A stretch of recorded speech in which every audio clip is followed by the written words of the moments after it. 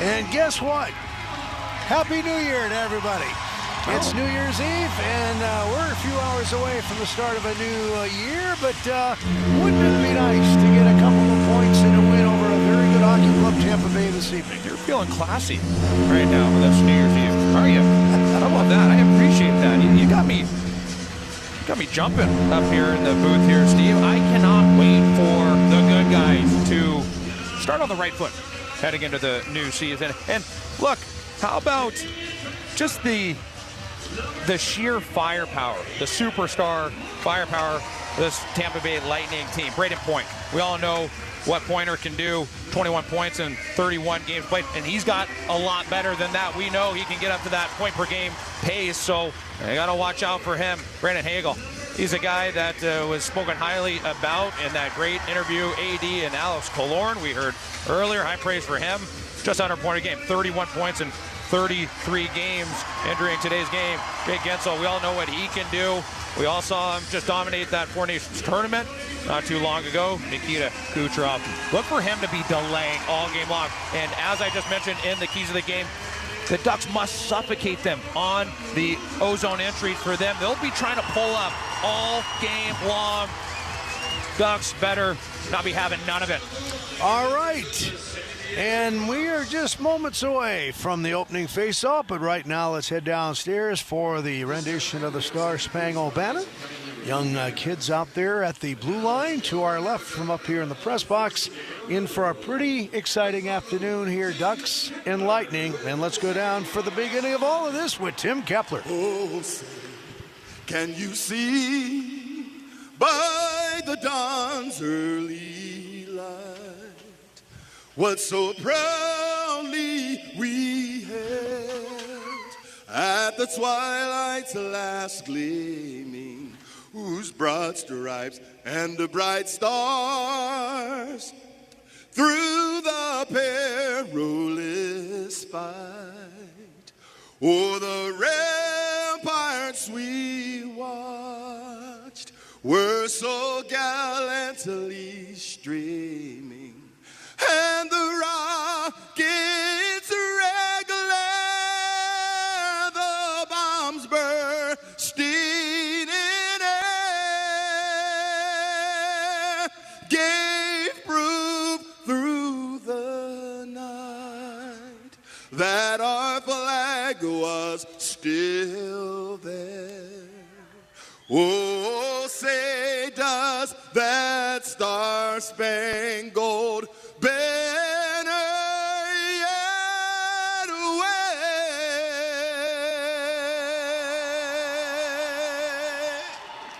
wave o'er the land of the free and the home of the brave? Thank you, Tim. You know, I'll just throw this out at you. Again, Happy New Year's Eve to everyone. And we're looking forward to this game tonight. This day just has a different feel to it. And you got a hunch, at least I do up here in the booth, this is going to be one heck of a hockey game. And it'd be nice to end the season as far as this particular year, halfway through the regular NHL schedule, with a win.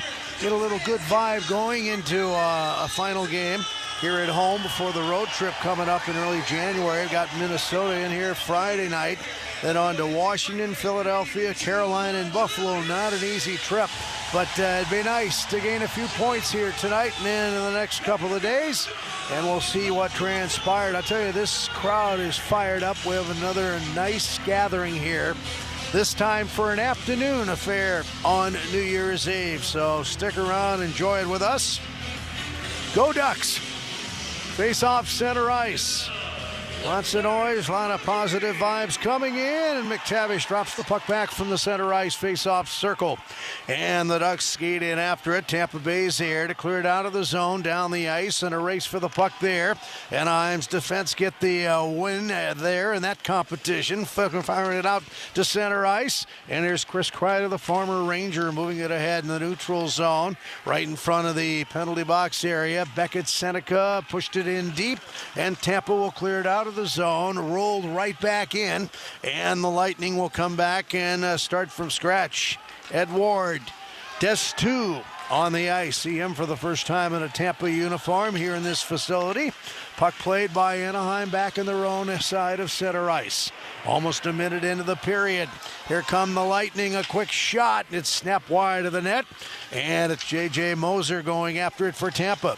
Behind the net, they're trying to make a play on the right wing side, and the Ducks will get it.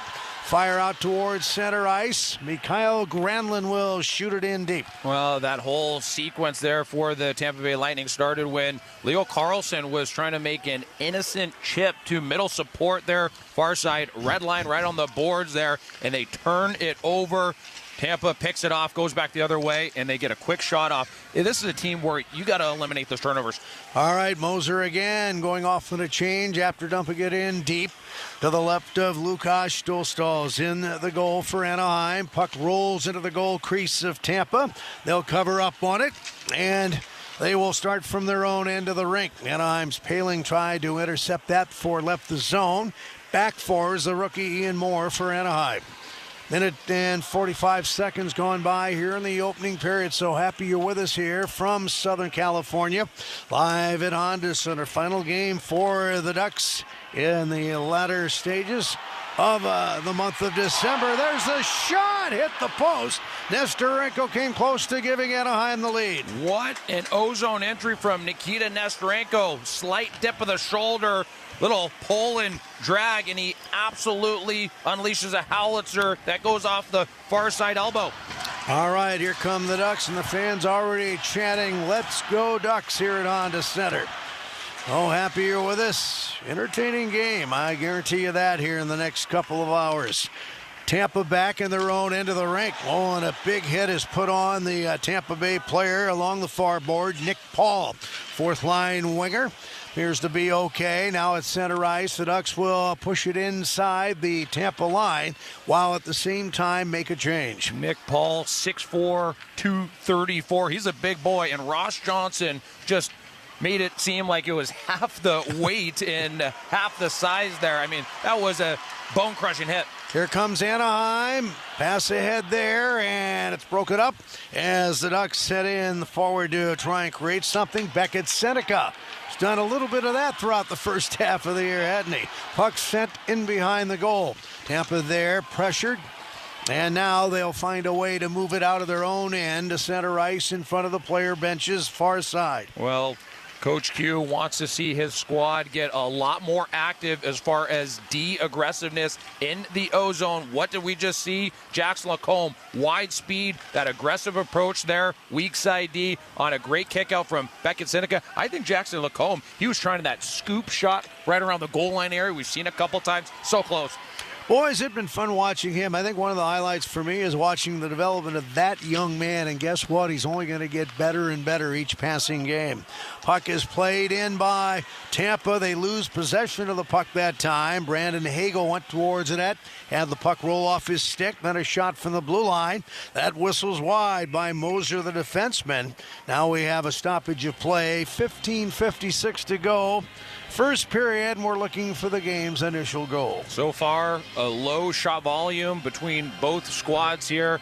Anaheim with the lone shot on goal so far in this game, and not too many high danger area chances as well for both teams.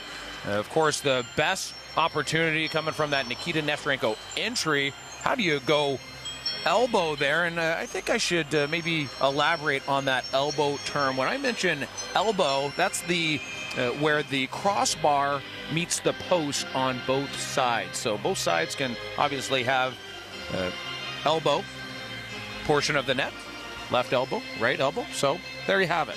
All right. Yeah. Now you're really getting into the thick of things there, aren't you? That's anytime. That's a good description. Anytime. All right. All right. Well, send the check later, too. Yeah. Here comes Tampa out in the high slot. Lets a shot go, and a glove save by Lukas Stolstall that time. Yeah, the Doswall making that save look easy. There was some traffic in front of him, going from both directions as he gloves it down. What if we told you that 2 Ducks tickets are just a few clicks away? Mercury Insurance is so confident you'll love your auto quote that will give you 2 tickets just for getting 1. No catch, Just a great reason to see what you can save. Get yours today at mercuryinsurance.com/ducks. Here from the face-off, Tampa gets it, shoots it. Right skate kick out there by Dostal. Anaheim gets to the puck and will flurry it out towards the center ice area. Through there, off the backboard, out of the net, the Tampa Bay goaltender. Almost had a chance to clear it, and then almost an opportunity for Anaheim at the same time. Ducks play it their own side of center ice. No score, 3 total shots in the game thus far. 2 belong to the visitors from Florida, and the other one at the moment belongs to Anaheim. They will look to defend here as Braden Point. He's a guy you got to keep close tabs on. Their number 1 center with Kucherov and Koncalves. Puck played by the Lightning. Throw it in front, and that deflected off a skate of Braden Point.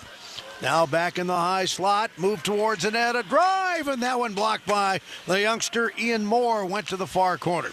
Now another opportunity to keep it in. The Lightning get that done. Let a shot go from the slot. Paling was there to get a piece of the shot by Point. Oh boy, it's never good when it starts to look like a power play in your defensive end. That's exactly what Tampa Bay was doing, orchestrating some well-executed passes, quick plays, utilizing that bumper area, a lot like how you see on the power play. Here come the Ducks. Oh boy, a centering feed. Oh, and Ross Johnson, a little off balance, momentum carrying him away from that crease.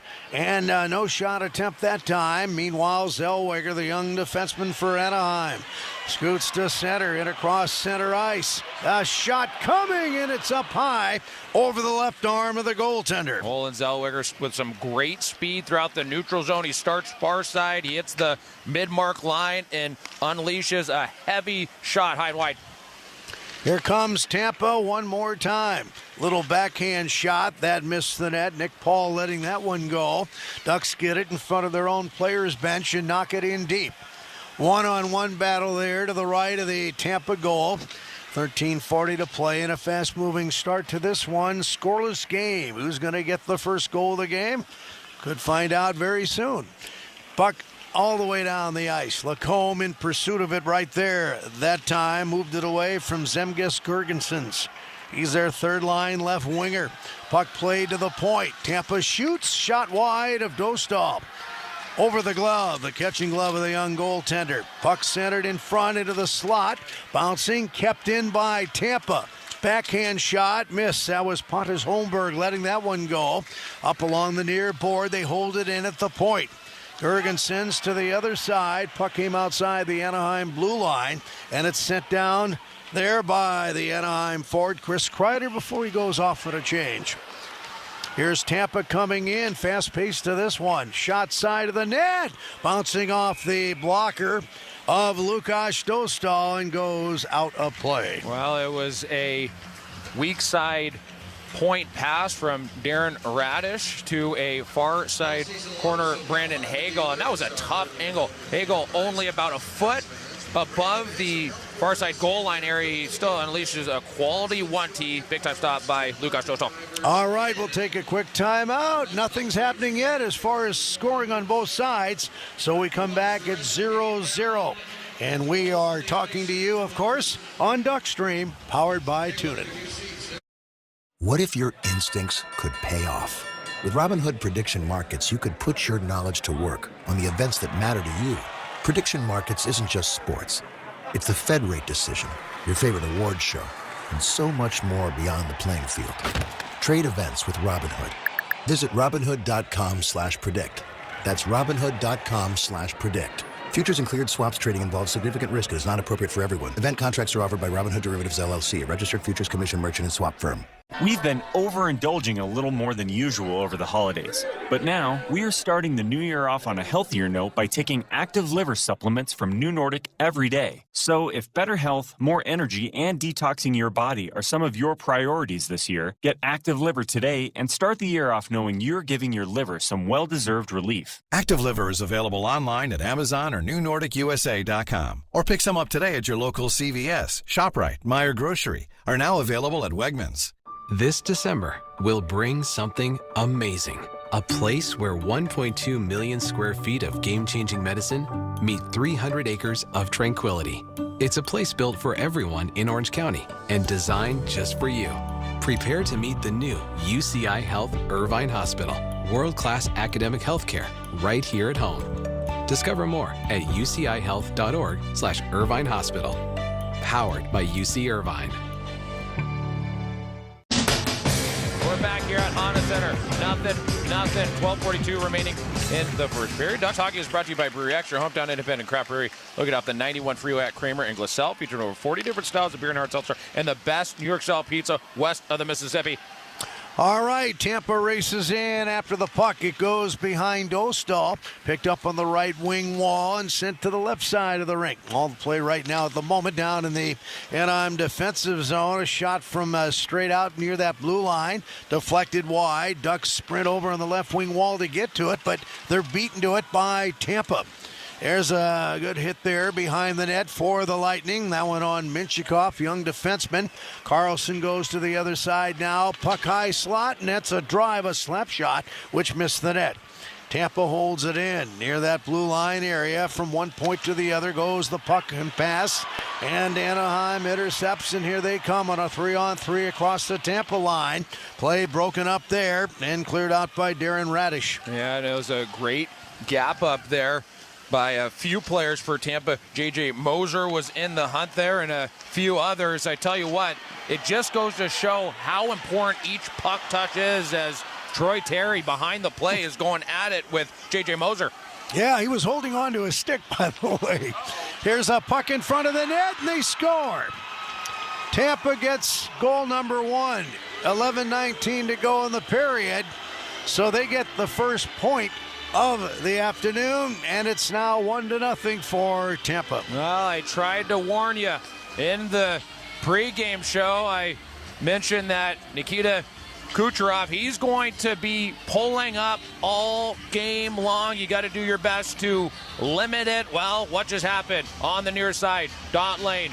Kucherov pulls up, hits weak side, and a beautiful tic-tac-toe passing play is finished on the near side. Tough break for the good guys. Yeah, as hard as it is to say it, you're right. That's tough. All right. Offside, maybe? They're going to take a look at this and see if it's good or not. And, well, typically, if this is coming from the team, they don't, unless they are sure it is a offside. And, yeah, we're looking at the replay. Yep. That's going to be deemed no goal due to an offsides. And, well, it's Braden Point, who is trying to hold the line. He's trying to extend his back leg. And it amazes me. Sometimes you'll find those veteran-type players who's been in the league for some time not being able to hold the line. And it's actually, in my mind, more clear-cut than the amount of time it's actually taken. So I don't know why it's taken this long. Usually doesn't if it's that clear-cut, as we anticipate this going the Anaheim Ducks' way and being overturned. All right, let's hear the call. It should be a no-go, folks. After coach's challenge, the turn the play was offside. No goal. 11:25. All right, great call. Great camera work there, too. To me, there was no question. Maybe you can't see it when the play is going on, but I think it was pretty clear-cut. Regardless the distance between the offside maybe being onside, they made the right decision there. Yeah, and look, once again, I mentioned in the pregame show, Braden Point, he's typically around that point per game pace there, so he's at quite a few points below that, and he's making an uncharacteristic read like that on the middle drive. It's just there's better days ahead here for Braden Point. Yep, no score, so we don't have a goal yet. And the Anaheim player there took a tumble in the neutral zone, and one of the Ducks players is down on all four, and I hope he's all right. Didn't really see that play develop. We're watching the puck down behind Dostal. But Anaheim's player, Ross Johnson, in a little bit of discomfort, I guess is the way to describe it, goes down on one knee. And we'll get a look at a replay. Boy, he flew into the air off the back of one of the Lightning players near that blue line. And let's just hope he's all right. He's limping off into the players' bench. And the question is, will he stay there, head to the locker room to be checked out? He's in a lot of discomfort, though, I can tell you that right now. Yeah, and that says a lot, right? Ross Johnson, we all know, is one of the toughest customers in this National Hockey League. So when he's showing those kind of emotion, you know that pain is real, right? Yeah. He doesn't oftentimes wear his emotion like that on his sleeve there. So just another situation we're going to have to monitor. Yeah, that's one tough dude there, boy. Here comes Tampa moving in, a shot. It's a shoulder save by Dostal. Another opportunity, and that one bounced off one of the Tampa players there in front of the net. Puck is maneuvered all the way down the ice, and the Lightning are there to make a play behind their goal line. Halfway through this opening period, glad you're with us. Some entertaining hockey to this point. Here comes Tampa. Moving in on a 3-on-3, lose the puck, and Anaheim will start back quickly. Come to center. Now it's a 1-on-1 on the right wing side. Leo Carlsson trying to get one here. Lays it off for Beckett Seneca in the goal line area to the left of the Tampa net. Puck is held in by the Anaheim Ducks. Jacob Trouba clear to the far corner. And that's to the right of the Tampa Bay goal. Fight for it. Lacombe keeps it in, then tried to make a pass and kind of fanned on the pass attempt, so it's stroked down the ice. Yeah, what looked like it was shaping up to be just a routine D-to-D pass. Lacombe was on the far side there trying to give it over to Jacob Trouba. It bounces over a stick and into the neutral zone, something that can't happen against this lethal Tampa Bay team. And judging Leo Carlsson's entry there, that last opportunity, just a tad off, and here comes the Lightning. Oh boy, a pileup, second down and 20. There it's still battled for. It's a pileup there. They might have to look at an instant replay there. There's a ton of Anaheim players down on the ice. Both knees, one knee in a certain scenario, and then Tampa had 3 or 4 guys there. I want to see a replay of that. It looked like a football scrum, and we're getting one up here on the replay on the TV. And Gensel's a guy that shot it, bounced off Trouba, and then you can't see anything because everybody's down in a pile. Yeah, well, it all starts with that far side, Cirelli off pad, and then as you mentioned, Gensel getting in there. It's just too many opportunities, too many hacks at it before Anaheim is able to finally freeze it. So tough break yet again. Yeah, if that keeps going, Emerson, that will be bad news for the Anaheim Ducks. Right now, a timeout, no score. First period, and you're listening to Duckstream, powered by Tootin. The year-end clearance sale is going on now at your helpful Honda dealers. Honda cars, SUVs, and trucks are on clearance during Happy Honda Days. Save thousands on a new Honda today with 0.99% financing. 2025 Accords, Pilots, and Ridgelines are on clearance. Plus, see big savings on the full Honda line, like financing as low as 0.99% APR on a new 2025 Ridgeline. Don't miss Happy Honda Days. Search your local Honda dealer today. See dealer for financing details. Financing on credit approval. Offer ends 1/5/26. Remember when instant connection meant just one push? Hytera brings it back with modern puck radios that deliver crystal clear nationwide communication. Whether coordinating fleets or large facilities, Hytera puck radios deliver reliable communication that keeps your team talking anytime, anywhere. Stay connected, stay efficient, stay ahead with Hytera puck radios. Visit hytera.us today. That's hytera.us. Visit EastonLawFirm.com and score big. Orange County's premier injury firm and official personal injury attorneys of the Anaheim Ducks. At Easton & Easton, our family of litigators has more than 100 years combined experience fighting the insurance companies in all types of injury accidents. With our family, every case is personal and handled by an actual attorney. Call to speak with an attorney today at 1-833-EASTONS. That's 1-833-EASTONS. Let our family help yours at EastonLawFirm.com. Visit EastonLawFirm.com to score big. Official personal injury attorneys of the Anaheim Ducks. All right, we're back. 9:24 left, first period, no score. You would think with what we've watched already that Tampa would have a goal or two, but it's 0-0, and that's a positive. Well, just by eye test, it seems as if Tampa has ozone structure. They have multiple set plays where you can see each player who's touching the puck is fighting to get open, and everyone's on the same page. We want to see a little bit more of that in the Anaheim Ducks offensive end. That would help, that's for sure. Here's the puck played out through center ice, out near the center ice red line. It's kicked back to Trouba. He'll start from scratch, going rink wide. Teammate, that's Lacombe, pushing it into the Tampa zone, but not for long, maybe a second or two. And the Ducks forced back to get it as both teams will make some player personnel changes. In this particular sequence, 8:40 to go, first period. Here come the Ducks. Killorn behind the net with the puck on his stick, works it back high slot now to the rookie Moore, who shoots one, and that's knocked out. I think it might have hit Kreider on the way down towards the net. Way in a wait and see how things develop. It's still played behind the goal line and sent up the left wing side. Still a fight for the puck.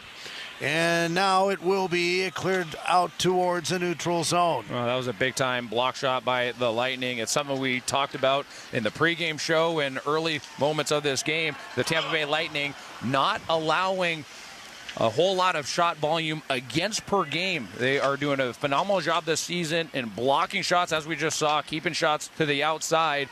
It's not going to be easy to get shots through here for the Ducks. They got to add that extra fake or, once again, fight to get open for one another. All right, Ducks turn the puck over neutral zone. Tampa has it. One of the Anaheim players lost his stick, picks it up at center ice. That's McTavish going back to help out in his own end of the rink. And the Ducks will spin it up the left side. Race for it there in the neutral zone. Kreider goes in. A little collision there with one of the Lightning players going off on a change. 5-4 shots favoring Tampa, but still no scoring. With what we've seen already, it's pretty amazing that it's 0-0. Looks like Tampa in particular would have had a chance at a goal or two. Anaheim changes personnel, and the Lightning stroke it out towards center ice, and Moser will fire it into the far corner. Race for the puck behind Lukas Dostal. Lightning get it, high slot shot attempt. It bounced off maybe Dostal. Then it looked like it might have hit part of Anthony Cirelli as well. Yeah, big-time blast from Hagel there, mid-ice, 3 feet above the tops of the circle. That was right in his wheelhouse. He unleashes a howitzer, and I don't know, Cirelli might have got a tip on that as he was posted right in front of Lukas Dostal. Here's another opportunity for the Lightning. They scored. They fired it just below the catching glove of the Anaheim goaltender Dostal. They'll get a goal here, and I'll tell you something, J.J. Moser will put Tampa ahead 1-0, and I guess when what you've seen already kind of favors Tampa, that in all likelihood you had a sense they might get the game's first goal, and indeed they did. What a snizzy, J.J. Moser. That's exactly why the Lightning just locked him up long-term for some serious cash right there. He pencils that shot just above the left pad of Lukas Dostal there on the far side. That was a money shot. That was a tough one to stop. Yes, it was. 16,214, a sellout here at Honda Center. Watching this first period as it winds down. Lightning back in their own zone to get to the puck. And then it's fired out by Concalves. Played by Anaheim. And here comes Troy Terry on his horse on the right wing side. Looks to dump it into the corner, the goal line. Puck goes behind that. Chance now for them to make a play. Braden points in the middle of things, trying to clear it. Can't get it all the way out. Here's Paling. High slot shot. And that's stopped by the goaltender. Johansson making that stop. And here comes Tampa. Leisurely moving to center ice. They're about to make a change of personnel. And that one thrown in by Destel. Going to the bench for a breather. Well, that was a great shot. The Ducks get that puck through. It was a high-low shot, but the one thing that the Ducks got to do a better job of, Nikita Nesterenko and Troy Terry, they were boxed out too high, right just to the inside of the tops of the circle. They got to be more on the inside and closer to, of course, netminder Andrei Vasilevsky. Yep, and there's Ross Johnson, so that's a positive vibe. You know, he was looked like he was injured and sat on the bench for a while. He's back there causing havoc in front, in which he does an outstanding job in that area. J.J. Moser, the game's lone goal scorer, putting his team up 1-0. Aaron Radish, the first assist. Brendan Hagel, the second. All right, timeout here. 5:23 to go in the first period. Don't you go anywhere. You're listening to Duck Stream, powered by TuneIn. It's a winter classic unlike anything you've ever seen. It's going to be a little bit different. The Broadway Blue Shirts head south. It's going to be cool playing against two-time Stanley Cup winner. To take on the Florida Panthers. To be able to play our Winter Classic in Miami, it's pretty crazy. It's going to be an experience that never happened before. Marchand gets the shot away and scores! I'm looking forward to the energy that it brings. Holy, oh, what a goal!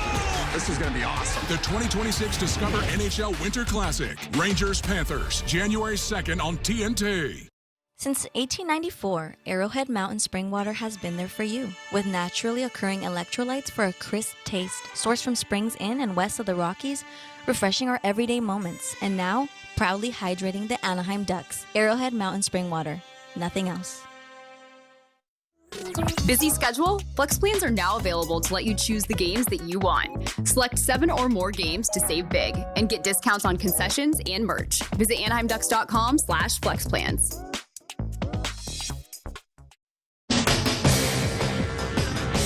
We're back here in the first period. The Lightning up a goal on the Ducks. And prior to this game today, we caught up with head coach Joel Quenneville, and he talked a bit about what he saw from Pavel Mintyukov in that last game on Monday. Of course, one of the goal scorers against the Sharks in that one.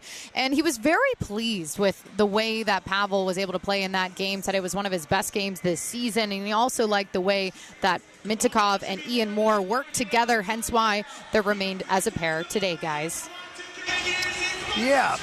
You know what? It's fun watching the development of these young players like him. We have a few of them from down in San Diego, too. So hopefully the future is bright in that area. I believe it is.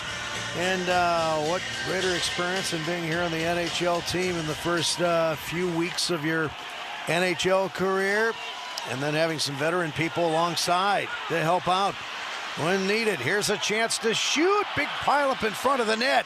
And that was a timely save by their goaltender after a good opportunity from Zellweger. Up to center ice. Tampa will flip it in, race for the puck there, and Leo Carlsson's banged against the boards. And then a shot fired. It goes up and out of play.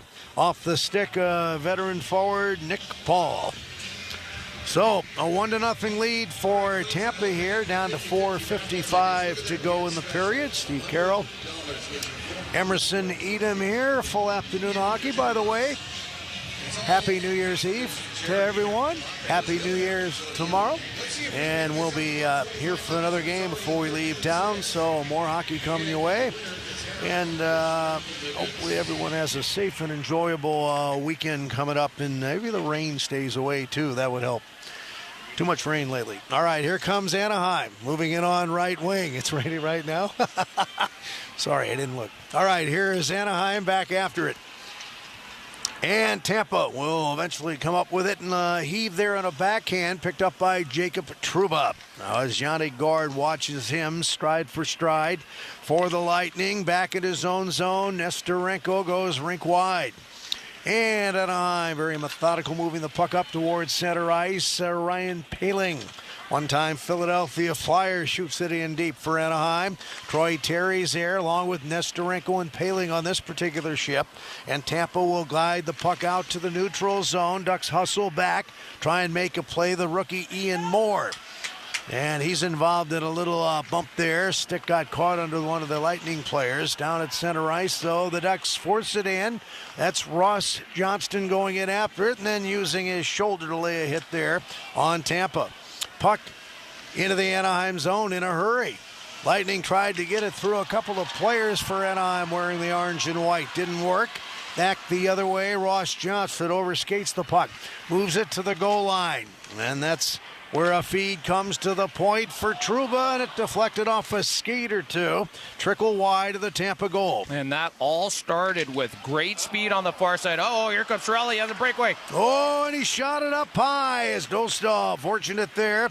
With his team, they didn't get another one. And the Ducks have got to limit skaters getting in behind them. It happened too many times over the last couple of games, but I was stopped short by saying, what speed on the far side? Jansen Harkins, he does a great job pulling up there in the far side corner. A great backhand, low to high. They go D to D, and they get shot through, but more delays are needed, as we just saw in that play. All right, here's Tampa going after the puck in their own end of the rink. Ducks have closed the gap on the shot total, 7-6 now favoring Tampa, but still down on the scoreboard by 1. There's a shot by Ian Moore, and that's blocked. McTavish might have taken part of that shot. He gets up a little slow, and he will stay on the ice, so that's encouraging. Then Chris Kreider with a bump on the far side of the rink, and the Lightning will strike it down the ice, and this will be an icing call with 2:27 to go in the period. When it comes to their kids' health, parents want to know they're getting the best care possible. That's why Chalk and Rady Children's, 2 trusted leaders in pediatric health, join forces as Rady Children's Health. They are continuing their commitment, providing exceptional care and impactful research in their local communities while creating new possibilities for a brighter, healthier future. Together, they're championing childhood. Learn more at radychildren.org. 9 goals, 10 assists, and a nice plus-minus rating for Chris Kreider. We saw up close on the screen here. A nice pickup, nice addition for the Anaheim Ducks organization. Leader 2 on and off the ice. Here comes Anaheim to the point. A shot by Moore. Gloved, lost, and then gloved a second time with the catching glove of the goaltender on top of the puck, and we'll get a face-off. Tampa zone with a little extracurricular activity there. Cutter Gauthier moves away from one of the Lightning players. Yeah, nice near side point shot from Ian Moore. It takes a weird bounce off of Vasilevsky, and great job by Mikhail Granlund streaking through, trying to poke it out and then bang it home. But after that poke, after a little bobbled puck, Vasilevsky is able to freeze it down. They were just looking over Mason McTavish there on the bench. He was involved in a little collision a while ago. Looked like it's maybe hurting him just a bit. Hopefully he's okay. He's on the bench at the moment. Here comes Tampa moving it out of their own zone, led by Moser, and you've heard his name already a lot in this first period. And as we inch closer, 2 minutes left here in the first period. Well, a couple of bright spots. Jacob Trouba, 3 block shots. How about that? And Ross Johnson, 2 hits. So 2 guys, and we'll get to more player stats and team stats in the upcoming first intermission. Yeah, and another positive on Ross, he's back playing, because I tell you what, you were watching over there at the bench, and I'm going, boy, he's a big guy. This must hurt, or he needs a breather, and luckily he's back on the ice. You can't afford to play this game of hockey without a guy like him on your team. And here is Anaheim back in behind their goaltender. Lukas Stolstall approaching a minute to play in this first period. 13 total shots, 7 belong to the Lightning from the state of Florida, of course. Tampa gets to the puck, and it's cleared up the right side. Short pass, Braden Point initiated the breakout, and then it's played at center ice. And it's turned over by Tampa, and then the Ducks couldn't make a play after they got the puck. Bill Hewlett, longtime PA announcer, announcing the 1 minute mark remaining in the first period. And stick around with us as we will have a visit with one of the Ducks players. I'm going to guess Alex Killorn could be our guest just based on his previous past here. We'll see if I'm right, and then go with our intermission highlights and things like that. I'm getting word here. Yeah, Steve. Well, Alex Killorn, how did you know that? You're so good. I just took a wild guess, that's all. I know. I heard an interview with him, I believe with Alexis on the pregame show, too. I always enjoy listening to that guy because he's experienced. He talks extremely well, and he can tell you the real feel what's going on down there in the ice. So that's coming up as soon as the period ends. Unless something dramatic happens here, it's going to be 1-0 for Tampa. Behind the play, one of the Lightning players went down. And this period's going to end here right now. 1-0, Tampa leads after 20 minutes. And we'll see what happens after the intermission. And, of course, the second period gets underway. How about that ginormous hit? Ross Johnson, far side, opposite zone corner on Pontus Holmberg. Absolutely crushes number 29 for the Lightning. He goes on his tail side there. And, a lot more of that to come from the Anaheim Ducks, number 44. All right, we'll be going down to visit with Alex Killorn. Mr. Edom will join him in a matter of seconds, I believe. And again, 1-0. Tampa leads here after 20 minutes of playing time. The shots favoring Tampa by 1, 7-6 in that overall total. So just a matter of a few seconds here before we head downstairs. Emerson and Alex talking about what we've witnessed, as well as this big crowd at Honda Center on New Year's Eve. During that first 20 minutes of playing time, then we'll break it all down for you come the second period play-by-play and the remaining time we have in the first intermission. He's ready. Alex Killorn joins us. Killer, you're very familiar, obviously, with this Tampa Bay Lightning team. Are they throwing anything new at you in their offensive zone, or is it pretty routine? No, I mean, they're pretty talented, and they like to hold on to pucks. And so, you know, they're doing a good job creating chances in the O-zone. We just got to be a little bit better with our wingers, trying to deny some of those passes that get up to the D and kind of open up the entire O-zone. And, well, the first goal that was disallowed for them, it started with a in-zone delay there, and Kucherov really likes delay a lot. What's the best way to stuff those delay attempts? Well, I think with him, you either, if you're there, go to him quick. If not, he's looking for someone. So you kind of have to have your head up and realize that he really wants to hit the second wave. So it's either a back checker or you have to use your stick to dissuade him from finding one of those guys. And what is it going to take to come out with the 2 points? I think a lot of what we did the last game, we just got to get some more shots on in and some more O-zone time. Keep skating well, Killer. Good luck the rest of the week. All right, Alex Killorn with Emerson Edom. Couple of notes before we go to break. Come back with our first intermission coverage. Fans, don't miss the action. You get your tickets in advance. Anaheim Ducks tickets and Ticketmaster, the official ticket marketplace of the Anaheim Ducks and the NHL. Mobile entry, easy transfer. You're in for every goal. So get tickets now at Ticketmaster.com/Anaheim Ducks, because when they shoot, you score only at Ticketmaster. And one other note before we go to a commercial break. Going all the way back to 1894, and I believe Emerson and I weren't around at that time, but this is what we heard. Arrowhead Mountain Spring Water has been there for you.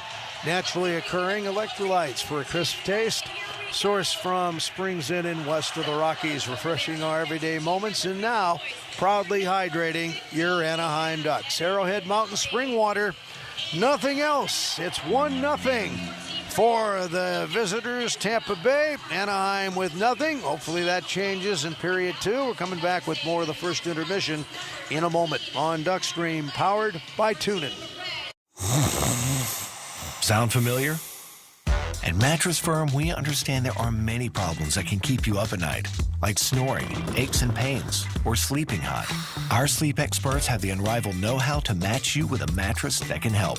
And now at Mattress Firm, save up to $700, plus get a free adjustable base with select Sealy Posturepedic mattresses. For the great sleep you deserve, visit Mattress Firm. We make sleep easy. Restrictions apply. See store or website for details. Whether it's day or night, hot flashes due to menopause can be unpredictable. That's why there's Veoza, a prescription treatment proven to reduce the number and severity of hot flashes day and night that can start working in as early as 1 week. Based on clinical studies measuring efficacy at 4 and 12 weeks, individual results may vary. Talk to your healthcare provider about what this may mean for you.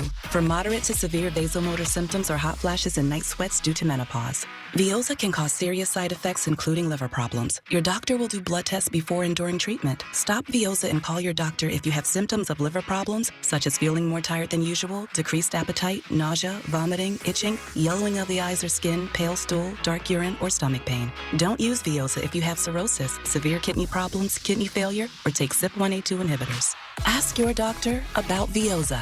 To learn more, call 1-866-239-1637 or go to Veoza.com. That's VEOZAH.com. Since 1894, Arrowhead Mountain Spring Water has been there for you, with naturally occurring electrolytes for a crisp taste, sourced from springs in and west of the Rockies, refreshing our everyday moments, and now proudly hydrating the Anaheim Ducks. Arrowhead Mountain Spring Water, nothing else. Introducing Lineage Watch Company, an independent American watch brand proudly owned and operated in Southern California. Designed, engineered, tested, and hand-assembled in the USA, Lineage watches are uniquely powered by American-built movements. Define your legacy today with a Lineage timepiece at lineagewatchco.com. That is lineagewatchco.com.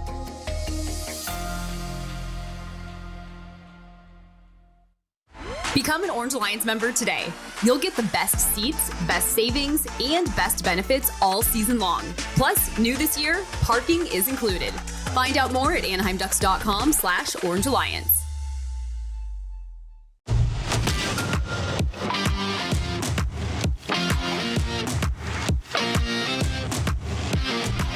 This is the first intermission report on Duckstream, the official 24/7 audio home of Anaheim Ducks hockey. I don't want to get this in quick so we have more time for the review and the big points of that first period. 1-0 Tampa leads Anaheim. First of all, we want to invite all your favorite people to the next Ducks home game at Honda Center. Host your guest in a private suite, and the memories you'll create with them will last a lifetime. Amenities include comfortable space for as many as 40 friends, food, beverage, credit, reserved parking, much, much more. For inquiries, visit AnaheimDucks.com/rental suites. So now, it is time. Tonight's intermission report. Brought to you by UCI Health. The new UCI Health Irvine brings coastal and South Orange County unparalleled expertise, leading-edge treatments, and the finest evidence-based care that only an academic health system can offer. Discover more at ucihealth.org/Irvine Hospital. And now the sponsor of our first intermission, First Impression, is Impressions. How about that? The official signage partner, the Anaheim Ducks and Honda Center. And may I reintroduce Mr. Emerson Edom for a recap on that first 20 minutes. My first intermission, first impression is none other than Pavel Mintyukov. And even though he was -1, even though maybe, look, he still came out with a shot, but it was only one, his best efforts came on the defensive end. He broke up an odd man rush against, where he did exactly what this Ducks team needs to do each and every ozone entry for the Tampa Bay Lightning. And that is gap up, great stick on puck, really active north-south from hip forward. And he just killed that play. Great stick on puck, poked it into the neutral zone, actually reacquired possession there, and then the play went north. That's all good stuff. He also had a great breakout pass. He fended off some pressure there on the far side, dot lane. He continued to go on the outside under duress. He slips it right under the Tampa Bay player, the pressure player's triangle there to the near side on a solid 55, 60-foot near side pass. I thought it was an incredible heads-up play. And he's got to continue to make those positive plays if this Ducks team is going to prove successful here in today's early game. Well, let's get to some other bright spots for the Anaheim Ducks. How about Jackson Lacombe, 2 shots on goal. Mason McTavish, 2-0 in the faceoff circle. Ross Johnson, 3 hits, including just a devastating one there to finish the first frame. Olin Zellweger skating really well, in particular throughout the neutral zone as per usual. He had a quality shot attempt there at one point after some great speed throughout the neutral zone. And he's been doing a great job on that front. Mikael Granlund with 2-0 in the faceoff circle, so he's 100%. He also had an offensive chance in which he almost collected a bobbled puck that took a funny bounce off of Vasilevsky there. And Vasilevsky was able to freeze the play, but close opportunity nonetheless. But 2-0 in the faceoff circle, Mikael Granlund. He's playing well. Jacob Trouba with 3 block shots, and that's what this Ducks team needs. It's what the Tampa Bay Lightning do a very good job of. We've mentioned it several times throughout today's broadcast already. The simple fact that they do not let a lot of shots get through. How about for the Tampa Bay Lightning, some bright spots for them. Braden Point, well, he's 2-2 in the faceoff circle. Good for 50% win percentage. And hey, we'll call that quality face-off play, just in the simple fact that the gold standard, 50% and above. So he's obviously in that territory. Darren Radish, he's 2 shots on goal so far, 1 hit and 2 block shots. So how about that for a stat line? This is an interesting note I'm about to mention here. The Anaheim Ducks have had better face-off win percentage than the opposition the last 3 games. And in those games, of course, came 3 losses. So it's just interesting that, of course, face-offs, they don't all dictate the conclusion of the games. But it's fascinating that you think through 3 games, the last 3 games, that because of the stellar faceoff play for this Anaheim Ducks, they're starting off each play with the puck more than the opposition, and they still find themselves losing these games. So it's puck management, right? Doing a great job, being assertive, aggressive on those draws. You win them. But now it's about having the game plan to execute and make something happen with it. So look for that to continue to hopefully trend in the right direction for the good guys. But how about this? Yet another stellar face-off period and so far game here for the Anaheim Ducks. 75% face-off win percentage for the good guys, 25% win percentage for the Tampa Bay Lightning. How about shots on goal? Well, the Tampa Bay Lightning leading this category, 7 for them, 6 for the Anaheim Ducks. Before I turn it back to Mr. Steve Carroll, check out this new collab with Sanrio. The Hello Kitty promo pack comes with a ticket to the Ducks versus Stars game on January 13th. Free parking and a voucher for a Hello Kitty times Anaheim Ducks Sherpa bag. Oh boy, can't tell my daughter about this promo. She'll absolutely lose it. This adorable offer won't last long, so secure yours now at anaheimducks.com/Hello Kitty. Look forward to that. Steve. Hey, I've been watching while you've been talking there on your Victory TV with T.R. Goodman and that. Yeah, that must have been fun, all those times going up there and keeping in good shape. What a terrific job they've done with so-called training and just different things for different athletes and that. But you look good on TV there, too. I just wanted to add that. No, it's no surprise to me, Steve, but I appreciate you bringing that up, bringing that to my attention. Yeah, I guess I'm just jealous. All right. No, don't be. You're looking snazzy. Yeah, at least for a while. All right, here's timeout upcoming. Be back with the second half of the intermission. Just a moment. It's 1-0 for Tampa, leading your Anaheim Ducks here on Duckstream, powered by TuneIn. The year-end clearance sale is going on now at your helpful Honda dealers. Honda cars, SUVs, and trucks are on clearance during Happy Honda Days. Save thousands on a new Honda today with 0.99% financing. 2025 Accords, Pilots, and Ridgelines are on clearance. Plus, see big savings on the full Honda line, like financing as low as 0.99% APR on a new 2025 Ridgeline. Don't miss Happy Honda Days. Search your local Honda dealer today. See dealer for financing details. Financing on credit approval. Offer ends 1/5/26. NHL fans, give yourself some great looks this season and get Anaheim Ducks tickets at Ticketmaster. As the official ticket marketplace of the Anaheim Ducks and the NHL, Ticketmaster has a wide selection of tickets available for every game, so you can catch all the action live all season long. If your plans change, you can sell or transfer your tickets, and mobile tickets make it easy to get into the arena in time for puck drop. With Ticketmaster, you'll ensure that when they shoot, you'll score. Get tickets today at Ticketmaster.com/Ducks. This December, we'll bring something amazing. A place where 1.2 million square feet of game-changing medicine meet 300 acres of tranquility. It's a place built for everyone in Orange County and designed just for you. Prepare to meet the new UCI Health Irvine Hospital. World-class academic healthcare right here at home. Discover more at ucihealth.org/Irvine Hospital. Powered by UC Irvine. Oh, could this vintage store be any cuter? Right? And the best part? They accept Discover. Accept Discover? In a little place like this? I don't think so, Jennifer. Oh, yeah, huh? Discover's accepted where I like to shop. Come on, baby, get with the times. Right, so we shouldn't get the parachute pants?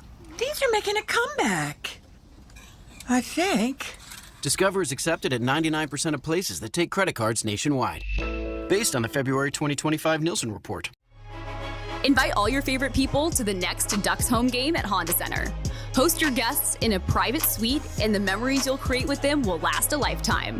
Amenities include comfortable space for anywhere from 15 to as many as 40 friends, a hefty food and beverage credit, access to all the amenities at the club level, reserved parking, and much more. For inquiries, visit hondacenter.com/rental suites. We're back here at Honda Center. Hey, Ducks fans, the Ducks and Vans are linking up again, and this one comes straight from the mind of Timo Solani. The Finnish Flash put his own spin on a new Vans shoe. Be at Honda Center on Sunday, February 1st for the big reveal. This limited edition bobble shoe is only available through a special ticket pack. Reserve yours now at AnaheimDucks.com/Timo. We have second period puck drop coming right after this commercial break, so don't you go anywhere. Thanks for listening to Duck Stream, powered by TuneIn. It's a winter classic unlike anything you've ever seen. It's going to be a little bit different. The Broadway Blue Shirts head south. It's going to be cool playing against two-time Stanley Cup winner. To take on the Florida Panthers. To be able to play our Winter Classic in Miami, it's pretty crazy. It's going to be an experience that never happened before. Marchand gets the shot away and scores! I'm looking forward to the energy that it brings. Cooley, oh, what a goal!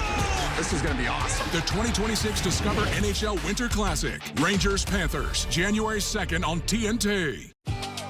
Never have I ever called my sister from the finish line of my first marathon. Hello? You won't believe where I am. Are you running? Mile 26. I'm gonna make it. Switch to T-Mobile's 55 Plus plan and get iPhone 16e with its advanced camera system on us. Plus 2 lines for just $30 a line. Guys, I can't believe it. I knew you could do it, babe. That was amazing. Mom, how do you feel? I feel great. I can't feel my feet. Let's take a picture, and then you may carry me to the car. Share every stride, every mile, every memory on America's best network. Switch to T-Mobile's 55 Plus plan and get iPhone 16e on us and 2 lines for just $30 a line. With 24 monthly bill credits and 2 eligible port-ins on Essentials 55 Plus for well-qualified customers with autopay plus taxes, fees, and $35 device connection charge. Credits end and balance due if you pay off early or cancel. Contact us. Finance agreement 128 gigabytes, $599.99 required. Best mobile network in the U.S. based on analysis by Google of Speed Test Intelligence Data 1H 2025. Visit T-Mobile.com. Visit EastonLawFirm.com and score big. Orange County's premier injury firm and official personal injury attorneys of the Anaheim Ducks. At Easton & Easton, our family of litigators has more than 100 years combined experience fighting the insurance companies in all types of injury accidents. With our family, every case is personal and handled by an actual attorney. Call to speak with an attorney today at 1-833-EASTONS. That's 1-833-EASTONS. Let our family help yours at EastonLawFirm.com. Visit EastonLawFirm.com to score big. Official personal injury attorneys of the Anaheim Ducks. Flex plans are now available for our fans who have the busiest schedules. You can select just the weekend games or just the giveaway nights. Whatever suits you best. Just select 7 or more games to receive huge savings on tickets, discounts on concessions and merchandise, and new this year, parking is included. Visit AnaheimDucks.com/flexplans for more information.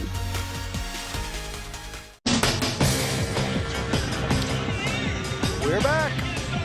1-0. Tampa over Anaheim. Beat that drum. Beat that drum. And the crowd rises and says, let's go Ducks here for period 2. Steve Carroll, Emerson Eam, and our crew up here. Delighted to be with you on New Year's Eve. And again, after the game, hey, have yourself a great time, but be safe. And we look forward to another game coming up against the Minnesota Wild here on Friday at 7:30. All right. Whistle stops play, just 12 seconds in. Not much happening in that sequence. So we'll get a face-off coming up in the neutral zone directly in front of the penalty box area. Well, the Ducks will be through this homestand after the game on Friday. Then on to Washington, Philadelphia, Raleigh, North Carolina, Buffalo, New York before we come home. There's a lot of road games coming up in the next month or so. So one thing that you've always thought about is you're going on a couple long trips. Better win some games at home, too, because it's always tough to win a game on the road in this league. Yeah, and look, these last long road trips, whether Midwest or East Coast, they haven't been easy, but I think the sheer quantity of them early on in the season, it must do well seasoning-wise for this team, right? They know what to expect. They know it isn't easy. They know how tough it's been on a lot of those trips, but you just think one more to go here coming up, they're just going to be that much better. Here's Kreider. Drops it off McTavish. Running to there at the blue line, and Tampa will intercept. Break out from Yanni Gord. Flipped it up to center. McTavish steals in, shoots, and that's a stick save there by Johansson. Well, great job by Mason McTavish. He had Chris Kreider here on the near side. He had Beckett Seneca on the far side. But when you're down by 1, look, still a lot of hockey left to be played, but still, that was the right decision to get on net. All right, and I'm trying to get to the puck, create something offensively. Leo Carlson out with Cutter Gauthier and Alex Killorn, you heard from. Following the first period play-by-play, a shot, that by Leo Carlson, and that one whistled wide. That was one of Leo Carlson's better high-danger scoring chances we've seen in quite some time, so good on him for getting to that area. Here comes Cirelli. And he tried to center it. Unfortunately, one of the Anaheim players went down to agitate the shooter. Puck is fired, and it's from inside the blue line, straight up. And a glove save by Lukas Dostal. Well, that wasn't the first time Hagel has released a one-timer mid-ice there, just above the top of the circles line. And I'm assuming it won't be his last, but look, this is an opportunity for the Anaheim Ducks to realize that's a play in which the Lightning continue to try to make, so they got to pressure up more, stick in the lane, and hopefully negate some of those passes to him. Tampa Bay coming in 22-13-3. Not too bad on the road either. 11-4-3. It's one of the top road win-loss tie situation that there is in the league these days. Well, it's an organization where you just didn't know where they were headed after their 2 Stanley Cup wins. And look, no rebuild really for them. I mean, they've just kept the momentum going. Here comes the Lightning on the entry. Yep, little backhand shot towards the net by Declan Carlisle. The other way, Anaheim racing in. Close call there with the Ducks trying to get to it just a little bit out of the reach of Granlund. Yeah, great job, Troy Terry there. Far side hash marks in the defensive end. It was off the near side wall, almost a bank pass to Mikael Granlund. As hard as he worked up the ice, he just couldn't secure that bank pass. All right, puck behind. Anaheim goaltender Lukas Dostal. Lacombe comes to center and wraps it in behind the goal. Almost 3 minutes into period number 2.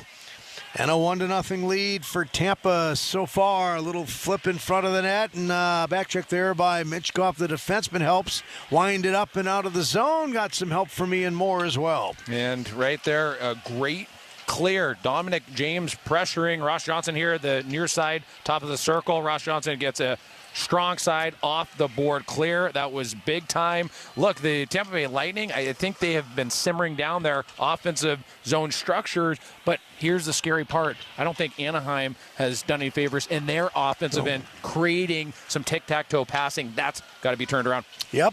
Here's Tampa regrouping in their own end of the rink as the Ducks make a wholesale change. New folks up front on the forward unit for this particular sequence. They drop the puck in deep. Dostal will clear it up and out of the zone and away from Minchikov, young defenseman. McTavish is there with Kreider on this side of the ice going after the puck, playing with Beckett Seneca on this shift early on in period 2. A 1-0 lead for Tampa here at Honda Center in SoCal. 8-7 shots favoring the Tampa Hockey Club. And they have a good team here, Tampa, this year. Puck is moved, a little backhand shot, pad save by Dostal. Tampa hustles after the puck. Anaheim will get possession of this one. Try and clear it, almost gave it up. We'll try a second time. Feet ahead, a shot, and it's fired. Wide, I'm telling you what, that was a heck of an opportunity there on a breakaway pass from the Anaheim side of center, one-on-one with the Tampa goaltender, and he won that battle. What a pass, as you just mentioned, Steve. But what a play from Beckett Seneca for corralling that really hard pass there and being able to have that quick release. It was a right leg, back to left leg, back to right leg, structured shot, so right, left, right, and that allows him to pull that puck under him, get his body weight over the puck. That's where he creates that velocity, and you can tell by that velocity how that rang off of the crossbar. It hit the crossbar and shot up, and boy, that was a heavy shot under duress and didn't come in fruition, but nonetheless, great job by both those players involved in that play. Yeah, that would have been a nice tying goal there at that time early on in the second period, but not to be. Puck thrown high into the air in front of the penalty box, and no wasting time for Tampa. Throw the puck to the far side. Cirelli's over there, pursued by Leo Carlson. Comes to our side of the rink here. Battle for the puck. 3 Ducks. Couple of Lightning players. Get the puck again. A shot! And that one deflects high to the air off the goaltender. Shot by Brandon Hagel. Yeah, guess who? The guy I just mentioned, who they continue to try to find there. Now, his last couple of one-time attempts have come to that mid-mark line. Oh, Cutter Gauthier and Leo Carlson connect for a play. Boy, I thought for a minute they might have scored a goal and make our pregame prediction look good. All right, here comes Tampa up the center ice. Cross the line. To the left of the goaltender, Dostal. Anaheim will intercept, and they waste no time. Zellweger coming in. Cutter Gauthier behind him, goes off on a player change. Puck thrown in front, and probably a good decision by the Lightning goaltender. Johansson there holding on to the puck. Yeah, well, there's been a spark that's been put under the Anaheim Ducks here just over the last few sequences. And Leo Carlson getting back to getting into those right spots in order for him to have some success. Early on, it happened right in the slot area as he got a quality look. And then there on the far side, in tight, broken down 2-on-1 where he almost finishes on the weak side back door. I'll tell you what, there wasn't much room for the goaltender to get anything else on him because that puck hit off the bottom of the pad near the skate area. So the one play he had, well, he stopped it. 14:20 to go in the middle period. Anaheim in a shot, and maybe not the one that the Ducks wanted in that scenario. Didn't get enough mustard on that, so to speak. And here are the Ducks, double team behind the Tampa goal. They keep it in, though, however, right in front of the Anaheim bench. Ducks control. Get it out near the blue line. Held in. A shot towards the net. Blocked. And Tampa has an opportunity to clear it. Can't at the moment. Pressure from Troy Terry. Lacombe sets it up. A drive there. Trouba right on. And a glove save by Jonas Johansson. And everybody gets paired off in that area to the left of the Tampa goal. And you can kind of just sense this one's close to breaking things open. That was Nestorenko right there for Anaheim involved. Yeah, well, it's Nestorenko and Declan Carlisle there for the Lightning. And maybe you'd like to see Nestorenko maybe be a little bit stronger on his feet during that scrum, right? Taken down a little too easily. But, well, if he's just as aggressive as he's been on the forecheck, that's going to be a different story on those types of scrums here moving forward. Quick timeout. You're listening to Duckstream, powered by TuneIn.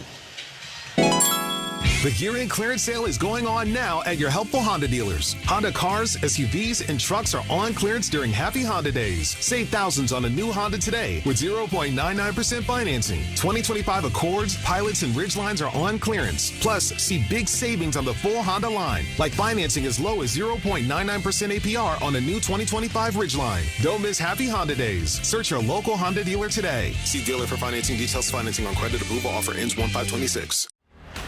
NHL fans, give yourself some great looks this season and get Anaheim Ducks tickets at Ticketmaster. As the official ticket marketplace of the Anaheim Ducks and the NHL, Ticketmaster has a wide selection of tickets available for every game, so you can catch all the action live all season long. If your plans change, you can sell or transfer your tickets, and mobile tickets make it easy to get into the arena in time for puck drop. With Ticketmaster, you'll ensure that when they shoot, you'll score. Get tickets today at Ticketmaster.com/Ducks. It's not too late to become an Orange Alliance member for the 2025-26 Anaheim Ducks season. As a member, you'll receive first dibs on the best available locations, savings off tickets, discounts on concessions and merchandise, an exclusive OA member vest, and new this year, parking is included. Find out how to join at AnaheimDucks.com/Orange Alliance. All fun and games on this Honda Center Jumbotron, and the fans here at Honda Center having a great time. Well, the Ducks are currently trailing the Tampa Bay Lightning by the score of 1-0. 13:47 remaining in the second period. Looking for communication you can count on? Hytera Puck Radio's Peeper King Connecticut nationwide, instantly, and reliably. Visit Hytera.us. That's Hytera.us. All right, Anaheim on the move here after that stoppage in play. We get close to the halfway point of the second period from Anaheim. A 1-0 lead for Tampa over the Anaheim Ducks, but that could change at any moment. Lightning will get to the puck and regroup in their own end of the rink. Terry charged a little, couldn't get too close to the guy initiating the breakout. Here they come with some speed around one defense, a centering feed, and a not too good shot opportunity there after a great pass by Yanni Gord. What a toe drag by Yanni Gord there as he beats Olen Zellweger. And, oh, boy, tough break. The Tampa Bay Lightning in a high-danger scoring area. And that's Eric Chernak who's going down, and Olen Zellweger is going to go down to the send bin. Let's take a listen to the call. Anaheim, number 51, minor penalty for tripping. They are not greeted with too many cheers, I'll tell you that. It's a diving attempt by Zellweger. I thought he was going after the puck there. And the fans continue to boo as they show it up on the Jumbotron. I don't know if I agree with that or not. Yeah, I think when it's a clear-cut non-call is when you end up with possession after a play like that, right? So, yes, you get a little bit of the puck, but you trip them up. I think if you secure possession after it, you're good to go, but that wasn't the case. All right, remains a 1-0 lead for the Florida Hockey Club.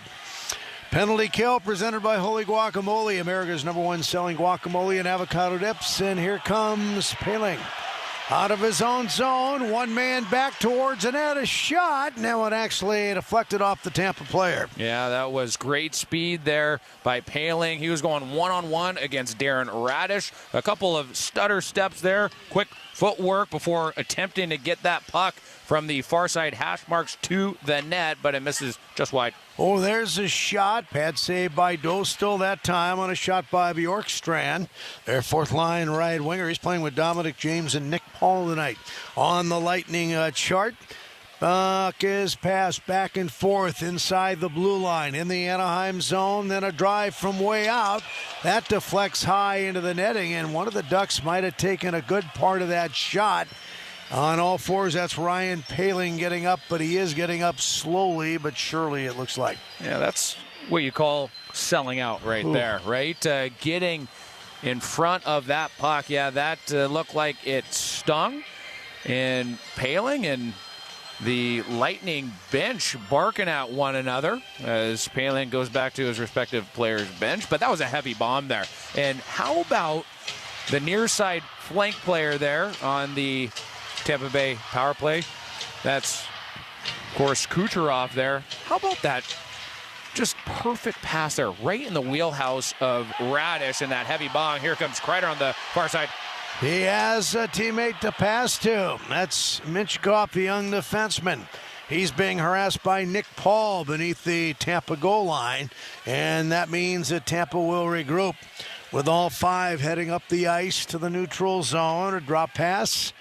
Lightning streak in across the Anaheim line. Kreider there defensively upright.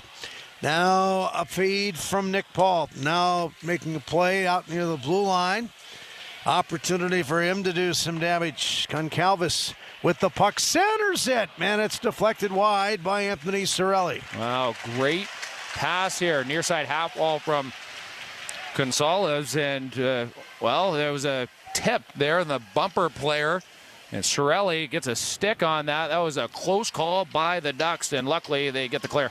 And 2 seconds, 1 second, and that's all for the penalty.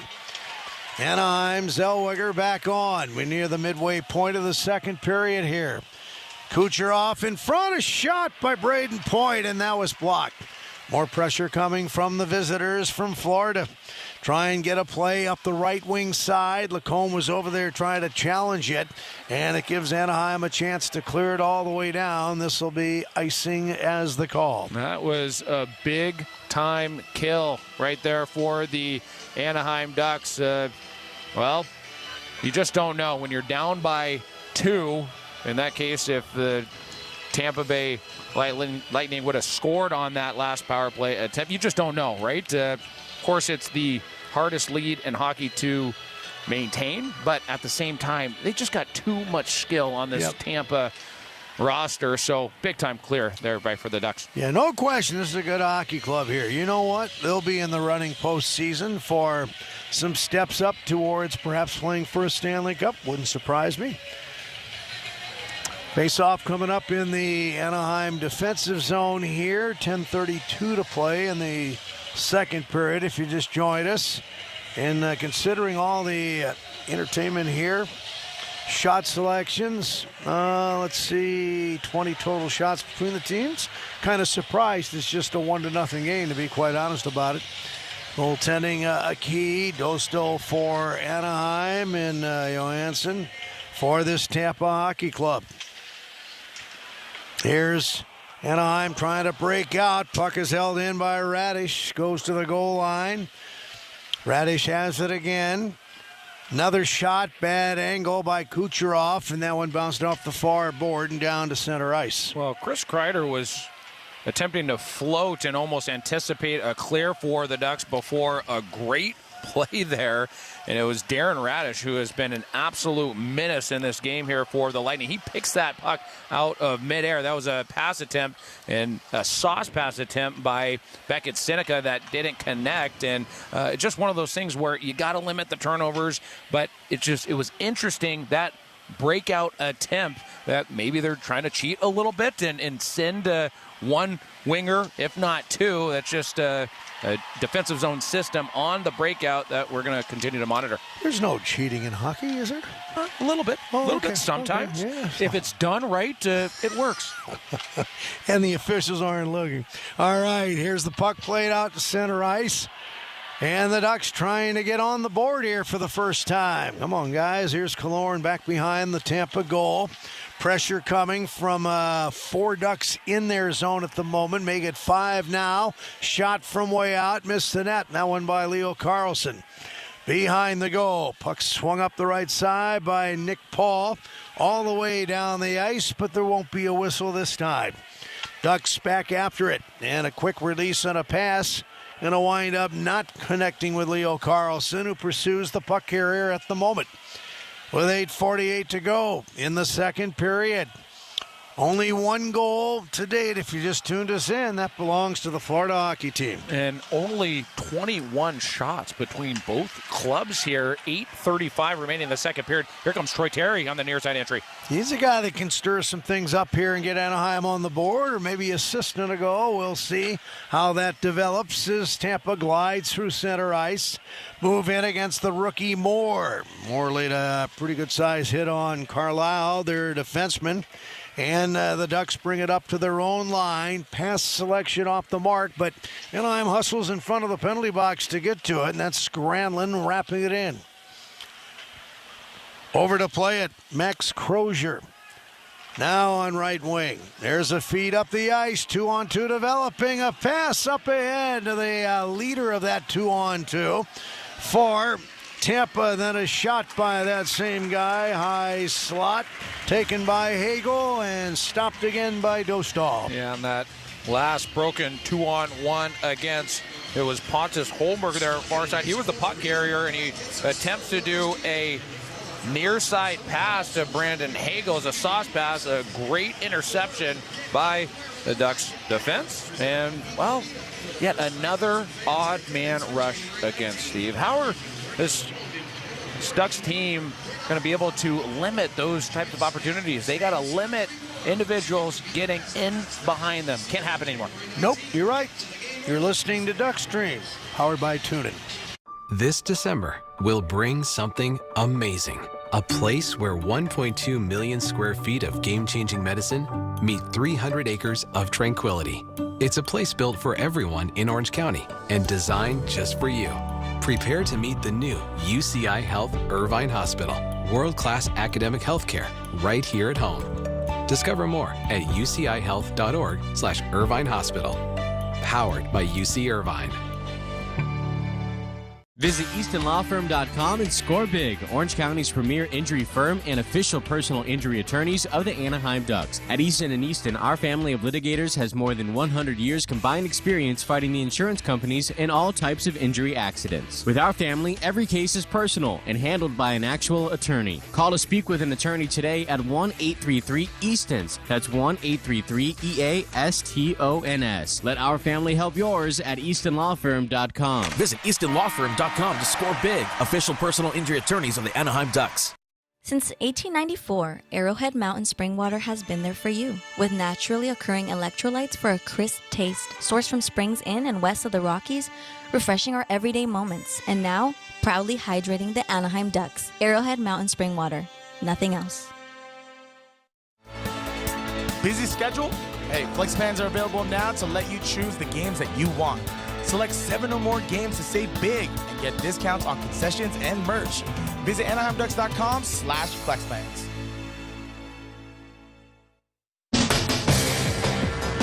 Well, the Ducks salute to those who serve. And, all current and former military servicemen and women rose to their feet as the fan base here at Honda Center all stood in applause, and rightfully so. Yep, should all do that every time we see him. Here's Anaheim's Minchikov playing it ahead on the right wing side as they turn the puck over at center to Ian Moore, the young rookie defenseman. And Anaheim on a back check now will get in the way. Troy Terry lost it. A chance to shoot from in tight. That's blocked by Ian Moore. Second opportunity there by Hagel. And a nice stop by Lukas Dostal. Now, let me ask you this. You got Lukas Dostal playing well, playing hard. He's only seen 12 shots, but do you start thinking about, is your team going to score a goal and take a little pressure off me? What are they going through right now at this time of the game? Well, if anything, that should give you a little boost of confidence, right? We know that there's guaranteed one troop that is certainly laying it all on the line, and another guy, Ryan Poehling, blocking that last shot there. I mean, that was a great block shot. The Anaheim Ducks, they need to block more shots. And look, they've been doing a great job getting the shooting lanes. Of course, Jacob Trouba having a great game in that category. But look, more can be better all around. All categories here. Defensive side of the puck, offensive side of the puck could use a little bit of an uptick here for the good guys. So hopefully let's see some more sustained offensive zone pressure, right? We haven't had much sustained pressure here in the offensive end. Hopefully it starts now. Oh, that's a big-time hit, near side corner. Mason McTavish on Max Crozier. Yep, Max looks at McTavish, who got up first, and Lacombe shot from the blue line, and that was stopped. Go after the puck. Anaheim gets another possession. Lacombe over on the other side, and a shot. This one rolled around on the ice to the corner. Beckett Seneca will pick it up. McTavish will throw it by his teammate Kreider. Picked up at the point in front of the Anaheim players' bench. Wound all the way around to the left side of the rink again.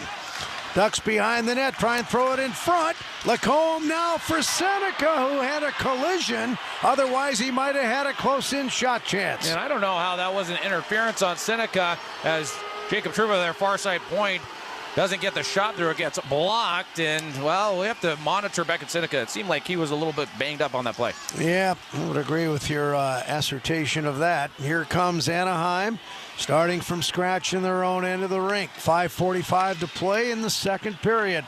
And still only one goal in the game. Tampa has that 1-0 lead for them. Hustling back is Zellweger. He takes a hit from behind, going in near that goal line where Dostal's defending. Puck moves towards the front of the net, but Holmberg couldn't get all the way to the front. Here's a chance for them to shoot in tight, and that's deflected high into the air, bouncing behind the net. Picked up by Cutter Gauthier, and the youngster flips it out towards center ice, only to have Tampa come back to help out defensively, and Holberg swung it back in. Yeah, there was a rush play by Cutter Gauthier as he started on the similar position in the D zone. Oh, boy, he turns the puck over again. So now that's 3 turnovers that come to mind for Cutter Gauthier that I've seen in the past couple of periods of play. And look, it can't happen, right? There's still a lot of hockey left to be played, but Yeah, well, maybe now. This is Ross Johnson. Yeah, in front of the net. Shot scores! Ross Johnston. A great assist there with a pad on the top of the head. Jansen Harkins got to be happy getting that one to tie up the game at 1-1.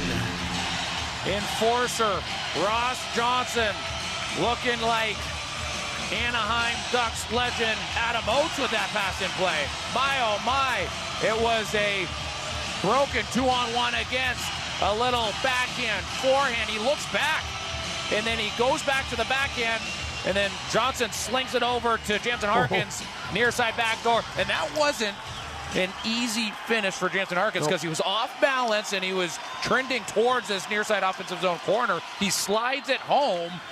What a play. Crowd comes alive after that special goal. It's 1-1. I've come alive here as well, Steve. We needed that one. Now the crowd really into it again. 1-1, 4:20 to go, second period. Anaheim drifts back after the puck. Let's see if the Ducks keep some offensive momentum going here after that play.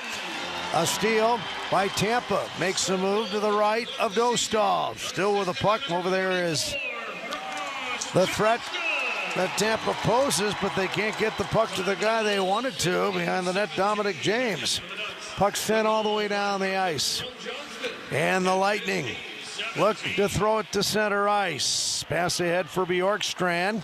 Didn't work. Anaheim takes over puck possession here. 13-12. Shots favoring Tampa Bay at the moment in a 1-1 hockey game. Why do I have this thought? We're going to go right down to the wire in this game. A penalty coming up here behind the net. Mikhail Granlund was tying up with one of the Lightning players, and we're going to see who gets the minor. It might be both guys, but it looks like it might just be Tampa. Let's listen in.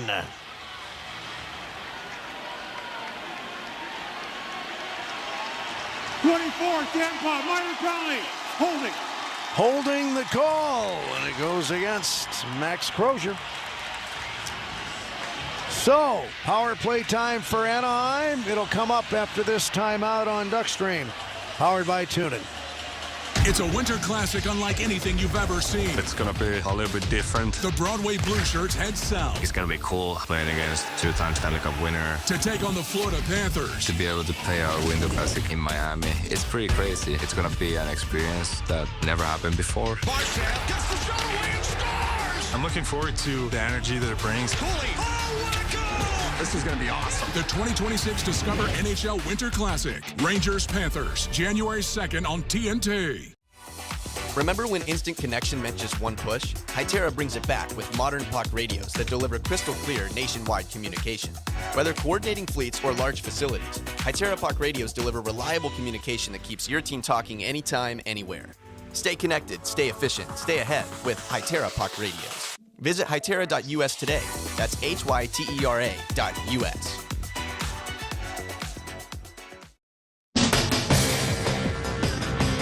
It's a tie game at Honda Center in the second period. Ducks and Lightning. Ducks now going on the power play against a Tampa penalty kill that is second in the NHL right now. And recently I chatted with Jackson Lacombe about the Ducks power play struggles, and he shared that he just thinks that they have to be sharper and more connected. And he talked about his own individual effort on that he needs to get more shots through and be better in that aspect. And the guys are now on the ice getting ready for this power play. Jackson Lacombe, a part of that top unit.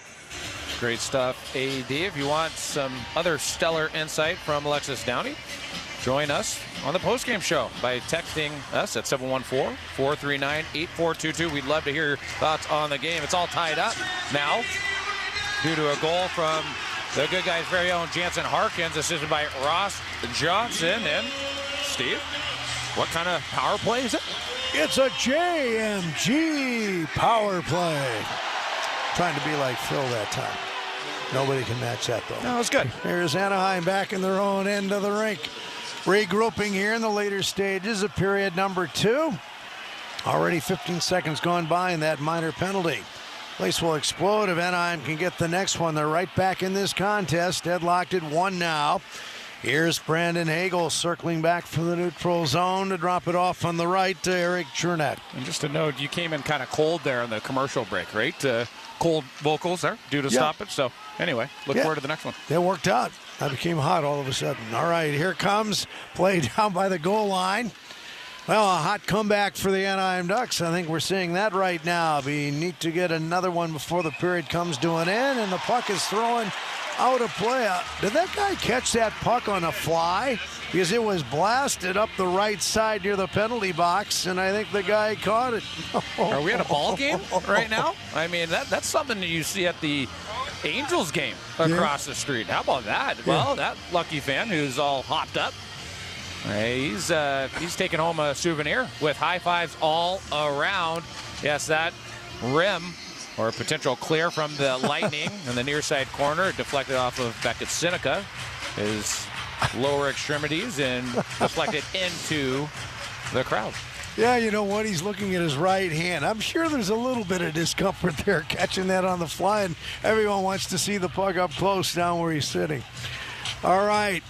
Draw coming up to the right of the Tampa goaltender, Johansson. And 1:11 left to go in the Lightning penalty. Oh, a rocket of a one-time shot attempt by Cutter Gauthier, and that was stopped by Johansson. That was a quality opportunity, and Cutter Gauthier, he's been kind of flip-flopped around on this power play, just different areas, bumper, goal line. He's back on that far side flank where we're so used to seeing that big-time one-time bomb. Here's Hagel dropping it back. Hagel gets it again on a pass reception from Cirelli. No forward progress that time. Gus got it out towards center ice, and Hagel back to get the puck again. And here they come with half a minute to go in their power play. And, of course, the Anaheim Ducks out there trying to do some damage. And puck at center ice now for the defense as they move it up. The PK for the Tampa Bay Lightning, they probably just killed off a solid, 20 seconds? Yep. 25 seconds with an extremely confident play. What they did, instead of clearing the puck down, they cut back. They attempted to go back with that pass and D-to-D exchange. They set up in certain dead spots throughout the ice and kill off some time. Oh, there's Ryan Palin on the near side. Oh, my God. Centering it in front for a teammate. Comes to Lacombe, who speeds into the right of their goal and then just basically lost possession of the puck, trying to stick handle close. Back forward, Ross Johnson. Boy, he was shaken up a little earlier in this game, but he's flying right now. Oh, and then he's bumped hard into the boards near the Anaheim bench. Yeah, with that big hit.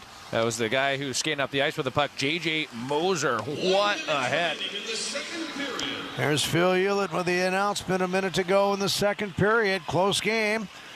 Lightning set it up to the left of Dostal, who's crouched over a bit to see the puck, and there's the puck in the net. On a shot between the circle's outer part, it looks to be Braden Point getting the goal. Crozier might have been involved there too, but a late second period goal. And all of a sudden, the Lightning have a one-goal lead again. It's tough to give up a goal at any point in the hockey game, but you try to stay away from the 2-minute mark and under. Just can't happen. 45.7 remaining in the second period. And what a slap pass there, the weak side point, and you nailed it there, Steve. It was Max Crozier with a great slap pass to a near side doorstep Braden Point. It just lays his stick down. All he had to do was just put his stick down and it goes in the net. That was pinpoint passing play. Oh, and now the opposition get the go-ahead goal. Yeah, that's a pretty play when it's completed like that, regardless who's scoring the goal, whether it be us or the visiting team. And that's an amazing tip redirect by a hockey player in front of the net. Wow, 28 seconds to go here in period two. Anaheim has it. You heard maybe some of the roar of the crowd we've been hearing from down a little bit in volume after that score. Just a one-goal lead, however, for Tampa. Ducks had that one-goal deficit early on. Turnover, maybe. Yep, it comes to Leo Carlson. 6 seconds to go. Better hurry if you want a shot attempt here, guys. Out near the blue line, Killorn turns, shoots it wide along the ice. And a late second period tally for the Lightning from the state of Florida. They own a 2-1 advantage. I just want to make a note on what you're just elaborating there. The seconds continuing to tick down on that clock. It's just situational awareness, right? You don't want to afford not to try to throw that puck on net. And what does Alex Killorn do? He does a little wraparound attempt here just inside of the ozone blue line here on the near side. And he attempts to get it on nets. It's a little bit shallow here on the near side, but almost 2 deflections on its way through. So just the attempt is what you want to see. That shows that whoever the puck here is has their eye on the clock. So good job, Killer. All right, we'll go to a break here in just a moment. You know, today's the last day to donate a Chalk Kits for Kids. Make a Child's Day extra special with exclusive Ducks merchandise. By donating a kit, you will automatically be entered into our exciting raffle for a team-signed jersey. Donate today at AnaheimDucks.com/Kids Club. Oh, I kind of wish I could do that too. All right, after 2 periods, 2-1. And Tampa has the lead, but this one's going to go right down to the wire. That's the feeling you have here at Honda Center. Back with our intermission coverage between periods 2 and 3 in a moment on Duckstream, powered by TuneIn. I love a day on the water with friends, but my moderate to severe plaque psoriasis sometimes holds me back. Now I'm all in with clearer skin thanks to Skyrizi. Risankizumab Riza, a prescription-only 150 milligram injection for adults who are candidates for systemic or phototherapy. Teaching music is my passion, but my active psoriatic arthritis can limit me at times. Now I'm treating my joint symptoms with Skyrizi. With Skyrizi, most people with plaque psoriasis saw 90% clearer skin at 4 months. Or if you are an adult with active psoriatic arthritis, Skyrizi helps you move with less joint pain, stiffness, swelling, and fatigue. Don't use if allergic to Skyrizi. Serious allergic reactions, increased infections, or lower ability to fight them may occur. Before treatment, get checked for infections and tuberculosis. Tell your doctor about any flu-like symptoms or vaccines. There's nothing like clearer skin. There's nothing like better movement, and that means everything. Ask your doctor about Skyrizi. Visit Skyrizi.com or call 1-866-SKY-RIZI to learn more. Getting more as a MyLowe's Pro Rewards member is easier than ever with the Lowe's app. Download it today and earn 500 points the first time you log in. Plus, your digital wallet helps you scan, save, earn, and access what you need to manage it all in one place. Download the Lowe's app and take advantage of your Pro benefits today. Lowe's, we help, you save. Valid 12/1/25 through 1/7/26. Offer valid for first login per organization only. Loyalty program subject to terms and conditions. Additional restrictions apply. Visit Lowe's.com/terms for more details. Subject to change. The year-end clearance sale is going on now at your helpful Honda dealers. Honda cars, SUVs, and trucks are on clearance during Happy Honda Days. Save thousands on a new Honda today with 0.99% financing. 2025 Accords, Pilots, and Ridgelines are on clearance. Plus, see big savings on the full Honda line, like financing as low as 0.99% APR on a new 2025 Ridgeline. Don't miss Happy Honda Days. Search your local Honda dealer today. See dealer for financing details. Financing on credit approval. Offer ends 1/5/26. NHL fans, give yourself some great looks this season and get Anaheim Ducks tickets at Ticketmaster. As the official ticket marketplace of the Anaheim Ducks and the NHL, Ticketmaster has a wide selection of tickets available for every game, so you can catch all the action live all season long. If your plans change, you can sell or transfer your tickets, and mobile tickets make it easy to get into the arena in time for puck drop. With Ticketmaster, you'll ensure that when they shoot, you'll score. Get tickets today at Ticketmaster.com/Ducks.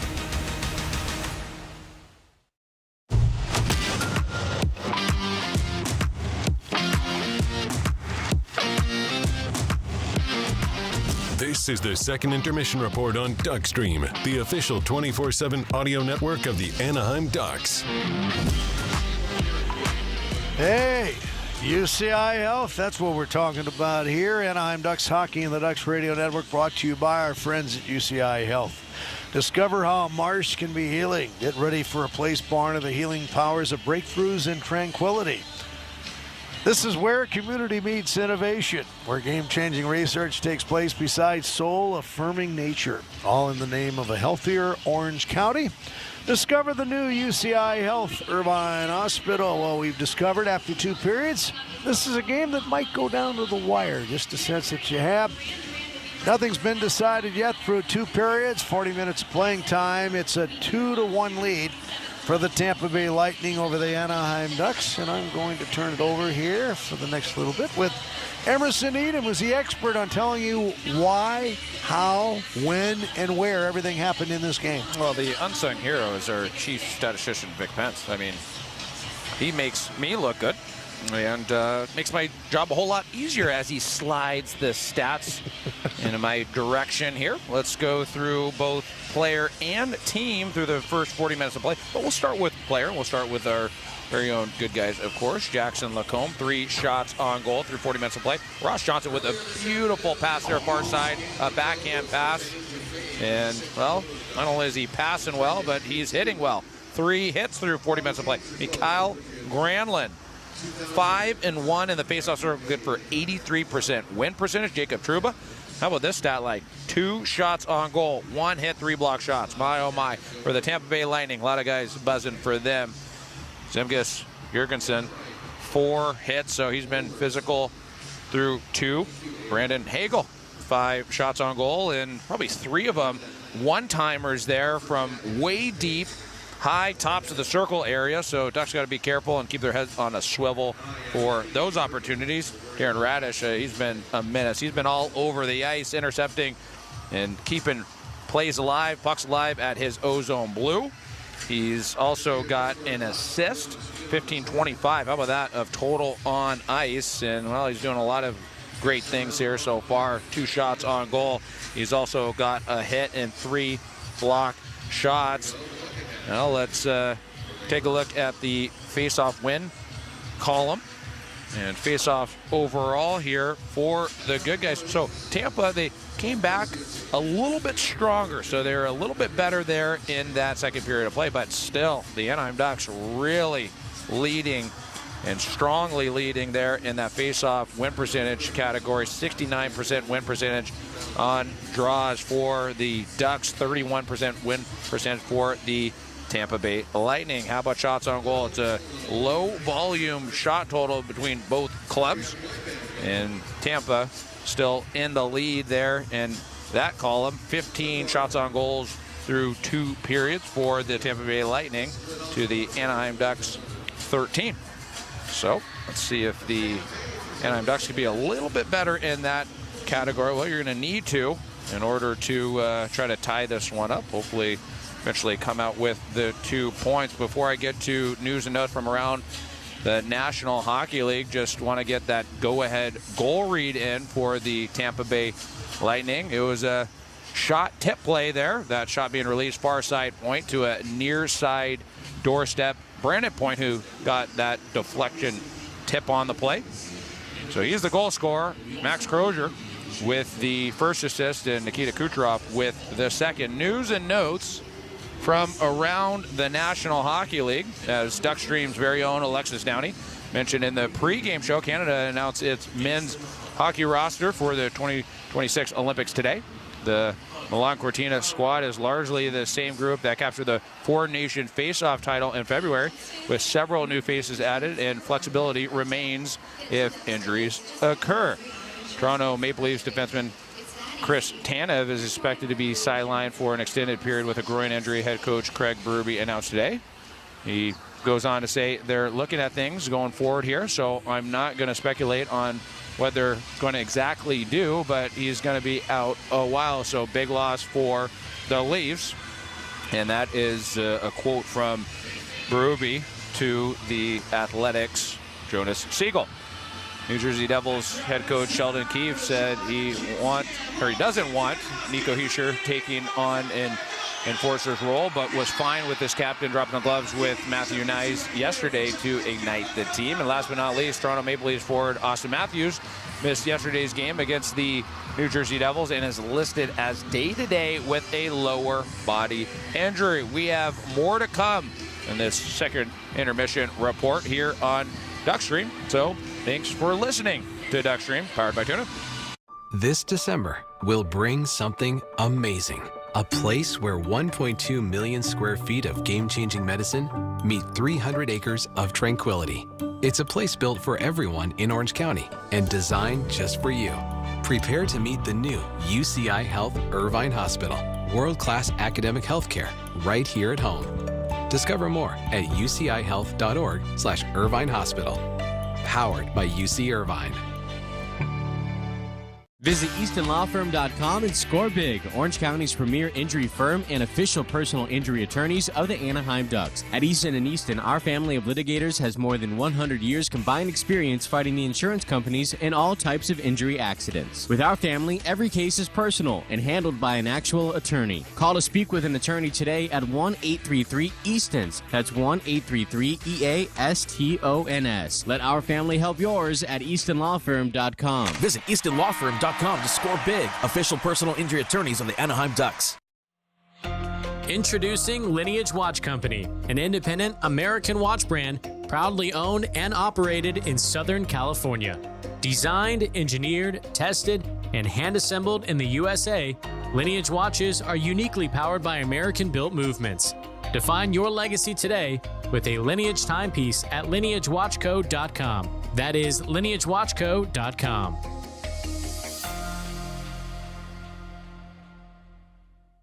Presented by Robinhood. He crosses, spins, pulls up. With Robinhood Prediction Markets, buy or sell your predictions all game long. No house odds, just you versus the market. Put your sports IQ to work. Trade every shot, block, steal, run, and moment that shifts the game. With Robinhood Prediction Markets, trade every play. Visit Robinhood.com/predict to start trading. Futures and cleared swaps trading involves significant risk and is not appropriate for everyone. Event contracts are offered by Robinhood Derivatives LLC, a registered futures commission merchant and swap firm. Invite all your favorite people to the next Ducks home game at Honda Center. Host your guests in a private suite, and the memories you'll create with them will last a lifetime. Amenities include comfortable space for anywhere from 15 to as many as 40 friends, a hefty food and beverage credit, access to all the amenities of the club level, reserved parking, and much more. For inquiries, visit hondacenter.com/rental suites. All season long, Chick-fil-A and the Anaheim Ducks want to give away free chicken sandwiches when your Ducks score 5 goals at Honda Center. Simply download the Chick-fil-A app and open the rewards section before 11:59 p.m. Pacific time. Must have location services turned on and be inside Honda Center to receive the reward. Visit www.anaheimducks.com for details. Well, it is a action-packed New Year's Eve across the National Hockey League, so let's get right to it. Today's out-of-town scoreboard is presented by Hytera US Inc., the most advanced and reliable puck radio with nationwide coverage.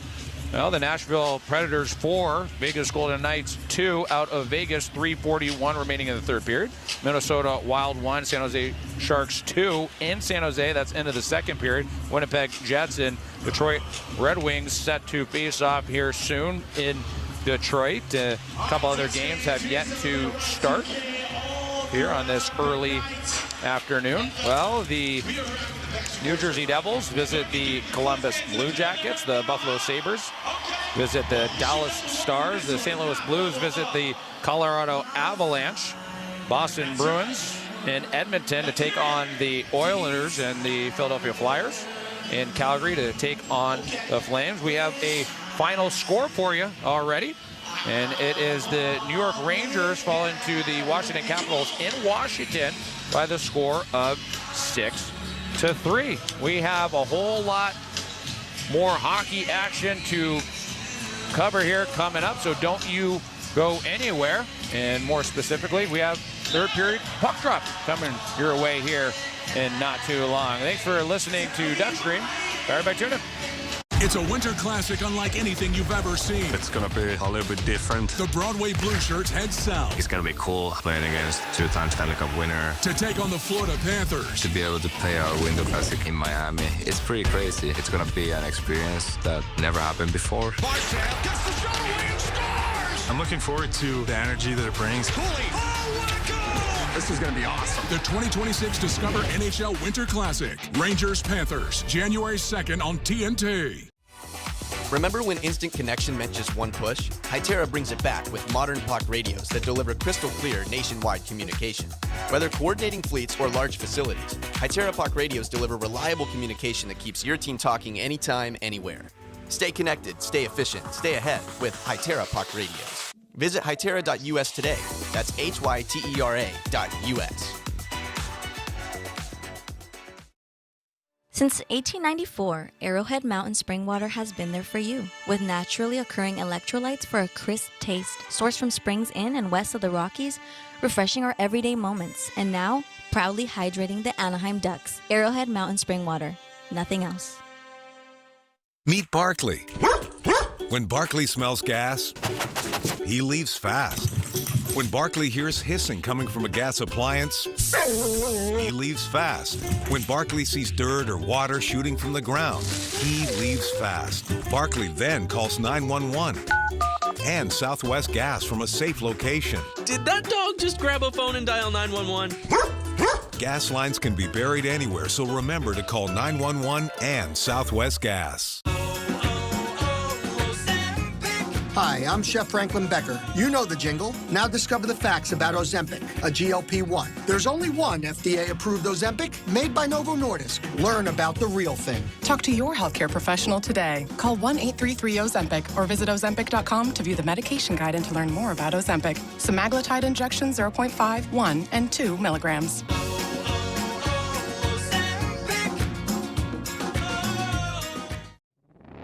Become an Orange Alliance member today. You'll get the best seats, best savings, and best benefits all season long.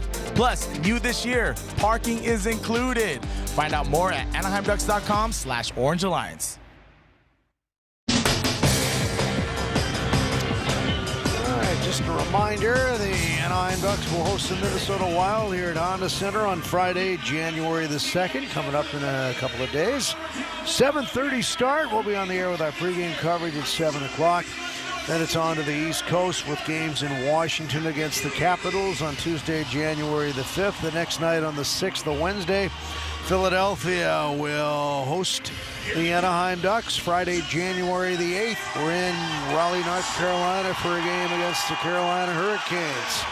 And then finally, that trip will result in the end of the 4-game trip away from home in Buffalo, New York, live from KeyBank Center. That's a 4 o'clock Pacific time start. Those last 4 games on that trip, by the way, are 4 o'clock starts Pacific time. So we'll have all our pregame coverage, intermission highlights, things like that. And we look forward to gaining some points before we come home then. And should be an important stretch for Anaheim. And it's kind of hard to believe that we're already about in the second half of the regular season.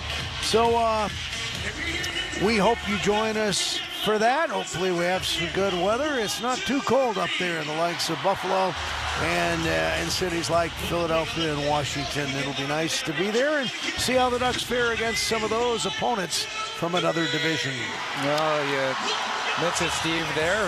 We're searching for that good weather, and, well, reports indicate there on that East Coast swing that it is going to be anything but. Well, I have some not-so-good news here to report to all Ducks fans tuning in. Ducks left winger Frank Petrano will be out approximately 6 weeks due to a shoulder fracture suffered December 27th at Los Angeles. So he went into the board hard. Yep. We knew that he most likely was going to be missing some time just by eye test. Just looking at that play, just devastating. Just not too far off from the board. What, maybe 5 feet? Yeah. Goes in hard. So neck, shoulder, that whole area. It's just tough news.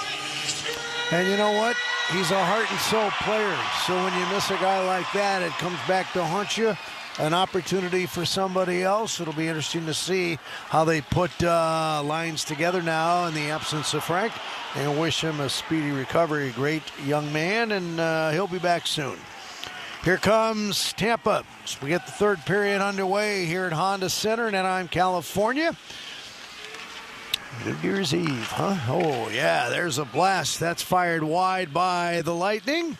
Goes out of play. And we'll have another draw 29 seconds into the period.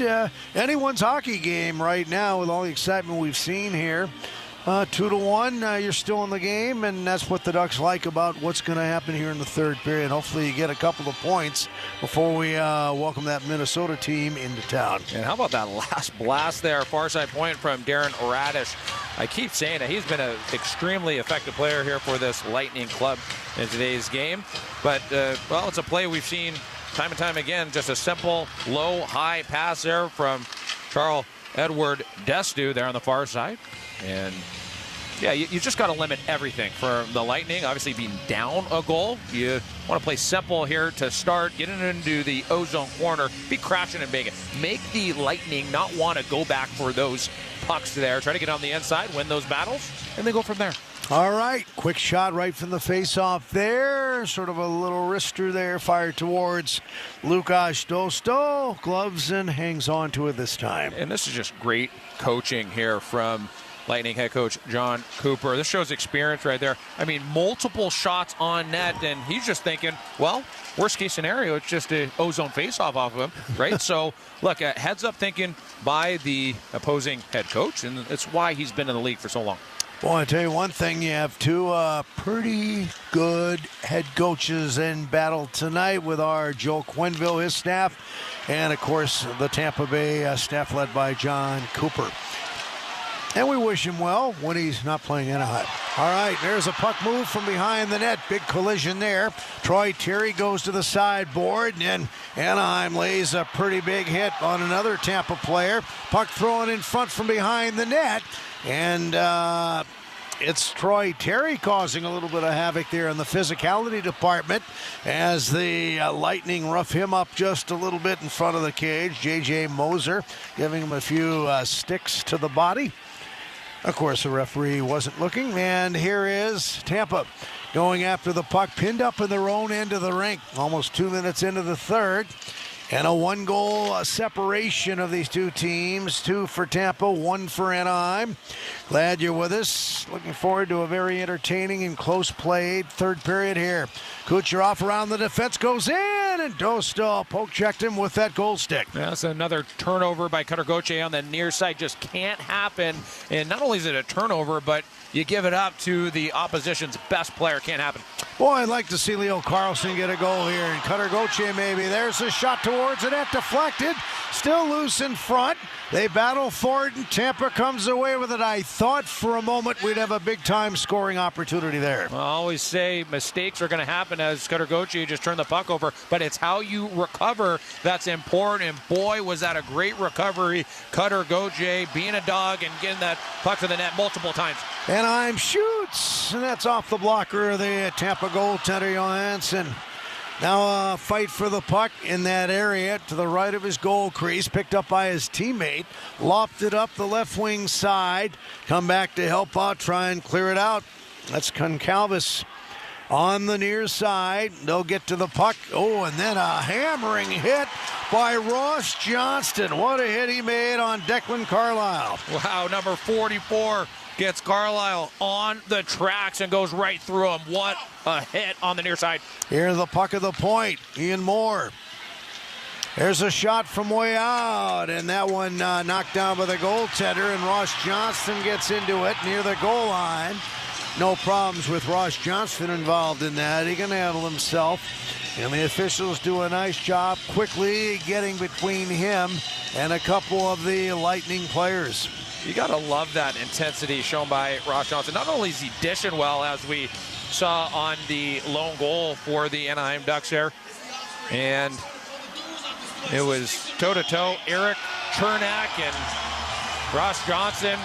And really, it was Ross Johnston being the aggressor, right? I mean, just some devastating chest shots as he's grabbing Chernak's shoulder there. I mean, that's just letting Chernak know, or anyone on the Lightning know, don't mess with me. That's all I'm asking. Yep. Ross Johnston goes down, stick on ice, off to the side of where the faceoff's being held. I don't like Ross Johnston.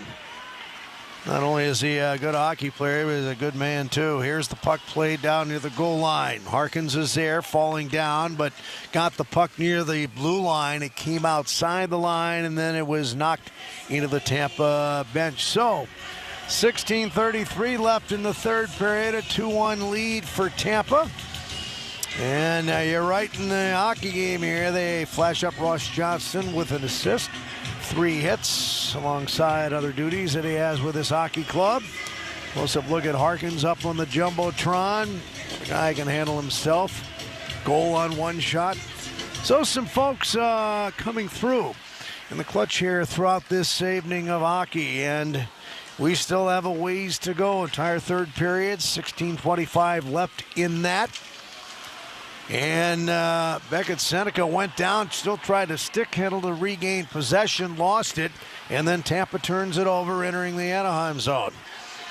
Ducks in a hurry there. Shoot the puck in behind the net. McTavish is on it.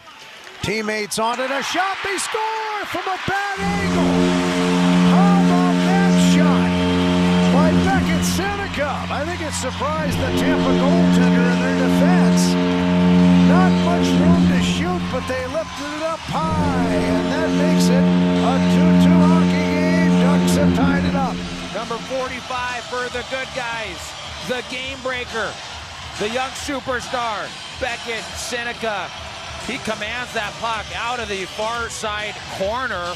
He wins that battle, and he explodes there just to the inside of the far face-off dot and unleashes a howitzer. Once again, he's getting that body weight over that puck, creating some serious velocity. He goes short side shell from the far side. What a beauty. Not much room to shoot the puck there, but they found a way to get it in. And boy, when he's shooting pucks like that, goaltenders beware. Young man, bright future in front of him, and he's tied things up here. Got a big applause from the crowd. Huge crowd here at Honda Center. It's a 2-2 game. We'll get you the official scoring in a moment. Puck sent in. And that play is going to be whistled down. Ducks got the puck right from the draw, went in on right wing, and then they stopped play there. 19-17 of the shots favoring Tampa right now, but a huge goal, and it's unassisted. You might have heard Phil Hewlett in the background talk to us about the goal scored by the rookie. Yeah, and it remains unassisted as Beckett just slides over the goal read with the lone player, and that's Beckett Seneca. Not too many players can shoot the puck like that, and look, maybe one of them, Cutter Gauthier, right? So yeah. We have two guys that are young that can really rip it, and it feels so good. All right, Anaheim says, you know what, that's not enough. We got to get the lead here. They've been trailing a good portion of this game on this afternoon, and there is an opportunity for Tampa to move it up the ice. Hagel, then he lost it, and now Anaheim will start from scratch in their own side of center. Ratchet it in and go after the puck, trying to win the race. Referee gets out of the way to stay away from the puck that time. Anaheim still couldn't get it, and it's flared down the ice by Tampa. They're in it to the left of Dostal, and a quick turnover by the Lightning. And now Anaheim brings three across the line. Troy Terry's one of them, going to defend them, trying to get it out of the zone. Hit Terry. Nestorenko's out there up front for Anaheim on this particular shift. They come in. Hard shot by Terry off the catching glove of Johansson. Puck on the near board. Played but not out. Turnover. Here's McTavish. You know, he can fire the puck. Lost it. And now they break the center, but Yanni Gord couldn't get much farther than that center ice red line. And now a change for both teams. 14:05 to go in the third period. Tie game. And that's the way it should be right now. Here is Seneca trying to throw the puck in front of the net. Somebody has a stick that they lost. Down on the ice, Declan Carlisle, the defenseman. Anaheim gets to it, shoots it, and that play is going to be stopped. And we're going to have a penalty upcoming here. Let's go downstairs for the call. Chris Kreider not too happy about it. And we'll see what they come up with here. 13:48 to go. Anaheim, number 20, Hunter College.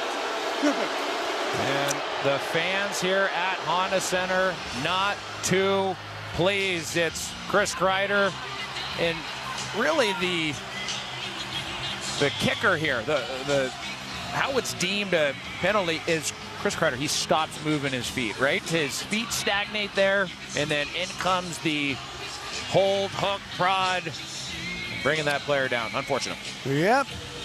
Good information on that. That's exactly what happened. And now we go to a commercial break.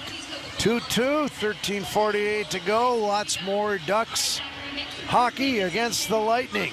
Will Lightning strike when we come back? We'll find out soon. You're listening to Duckstream, powered by Tuna. It's a winter classic unlike anything you've ever seen. It's going to be a little bit different. The Broadway Blue Shirts head south. It's going to be cool playing against two-time Stanley Cup winner. To take on the Florida Panthers. To be able to play our Winter Classic in Miami, it's pretty crazy. It's going to be an experience that never happened before. Marchand gets the shot away and scores! I'm looking forward to the energy that it brings.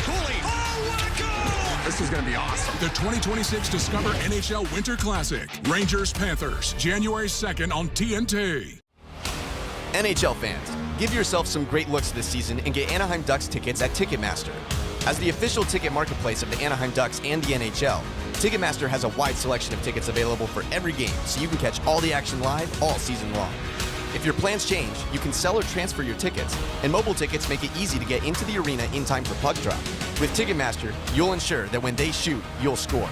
Get tickets today at Ticketmaster.com/Ducks. What if your instincts could pay off? With Robinhood Prediction Markets, you can put your sports IQ to work on the games you know best. It's not you against the house. It's you participating in a live market. Buy or sell your predictions all game long. Trade every play with Robinhood. Visit Robinhood.com/predict. That's Robinhood.com/predict. Futures and cleared swaps trading involves significant risk and is not appropriate for everyone. Event contracts are offered by Robinhood Derivatives LLC, a registered futures commission merchant and swap firm. Discover Lineage Watch Company, a family-owned California watch brand inspired by timeless design and grounded in American craftsmanship. Order yours today at lineagewatchco.com. All right, Penalty Gale presented by Holy Guacamole, America's #1 selling guacamole and avocado dips. And we get right back in it here. It's a 2-2 hockey game. Next goal going to be huge in this period of play. Tampa on the attack, off to the right of Dostal. They work it high slot, and now up on the right wing side. Goes side of the net, and Tampa turns it over, and Anaheim will clear it the length of the ice, shot down by Killorn. Yeah, Killer, right place, right time. Just about 3 feet above the top of the circle there on the far side. He wastes no time getting that down the ice. All right, here comes Tampa with 1:08 to go in their power play. Penalty kill continues for the Anaheim Ducks. Move some folks around out high. They play catch, high slot to near the left wing board as they look on and then turn it over. All in the favor of Anaheim, who get possession and clear it down the ice. It's Nikita Nesterenko. He's the high forward there on the far side, aggressively pressuring up on Darren Radish. That's exactly what you need to do, especially with the game Radish has been having. Stick on puck. He creates a turnover, and then Ranlund gets it down the ice. Tampa turns it over. Ducks clear it ahead. A break, a shot, save on the pad of goaltender Jonas Johansson. The former Lightning player, Alex Killorn. He almost gets one against his former club. He tries to go 5-hole there. Nice pad stop by Vasilevsky. Here's another opportunity for them. A shot, they score! Oh my God, what a blast. No question about that. And there's the very dangerous player we all know, Nikita Kucherov, scoring on a bomb of a shot to the left of Dostal, and Tampa has a 3-2 lead now. Well, it is a beautiful seam pass from the near side to the far side, and that half-wall player is the best player for the Tampa Bay Lightning, Nikita Kucherov. How do you have a release like that from your back leg on that one-timer as his back leg hits the ice? He absolutely roofs it. So what a long bomb of a pass. What a long bomb of a one-timer there on the far side. That's a tough break. Yeah, well, that guy is one heck of a hockey player, the National Hockey League. Even though he's with another team, you enjoy watching a guy with so much skill and talent. Puck is tapped into the side board there. Played by Yanni Gord for a brief moment. Puck knocked out to center and played by Tampa, and we have a whistle and a stoppage of play. Yeah, that one stings, right? Because it's this point of the hockey game, only 11:40 remaining in the third period. And, yeah, you had a bad feeling. Somehow, some way, you just, that penalty, because it was similar. Remember that last time these two teams met there in Tampa, Ross Johnson takes that late game penalty. You just have that same feeling, and tough break there. Join AD and I on the postgame show by texting us 714-439-8422. 6 goals, 11 assists in Kucherov's last 9 games. Pretty impressive there. Here comes the move in on right wing by center iceman Yanni Gourde, being tracked down there by the Anaheim defense. Played by Drew Hellison. Haven't heard his name a whole lot tonight being mentioned. Here's a chance for Anaheim to break it up the right wing side to center, and then a collision featuring Beckett Seneca. I hope he's all right. Got up a little slow, stays on the ice, gets the pass reception, moves in, drop pass, Cutter Gauthier shoots, and that's knocked down by the Lightning. Yeah, Cutter Gauthier on a great drop pass on the near side from Beckett Seneca. He drops the shoulder, and then wow, what a block shot from Charles-Edouard Destu. He got in front of that blast from Cutter Gauthier. Cutter throws it from one side of the rink to the other through the goal crease of Johansson. Wraparound try that time by Minchikov, and then the play is whistled down. A holding minor coming up against the Florida team. With 10:27 to go, it's a 3-2 lead for Tampa. Here's the call. Tampa, number 38, minor penalty for holding. All righty. Well, good news. Well, couldn't have come at more of a pivotal time there, and great pressure from Minchikov. You often look at wraparound attempts as one of the more low percentage offensive plays, but look what happens. Look what it creates. So oftentimes not all that bad. Nikita Kucherov, the third goal scorer for the Tampa Bay Lightning, assisted by Brandon Hagel and Charles-Edouard Destu, as the good guys go on a, well, what kind of power play is it? I believe it's on a JMG power play, if I'm thinking correctly. Yeah, you are. All right. All right, face-off coming up to the right of the Tampa goaltender. And in the sin bin is Brandon Hagel, by the way. Here is Anaheim going after the puck, turn it over, and back comes Tampa with some speed. 2-on-2 developing, front of the net. Oh, and the Lightning player crashed into the post. Hope he's all right. They have not blown a whistle. Getting up very slowly is Anthony Cirelli, and will go to the bench. He hit that post hard. Here's a shot attempt by McTavish. Fanned on, but I think they were waiting to see what was going on with their player, Tampa that is, and looks to be okay. At least he made it to the bench here, keeled over.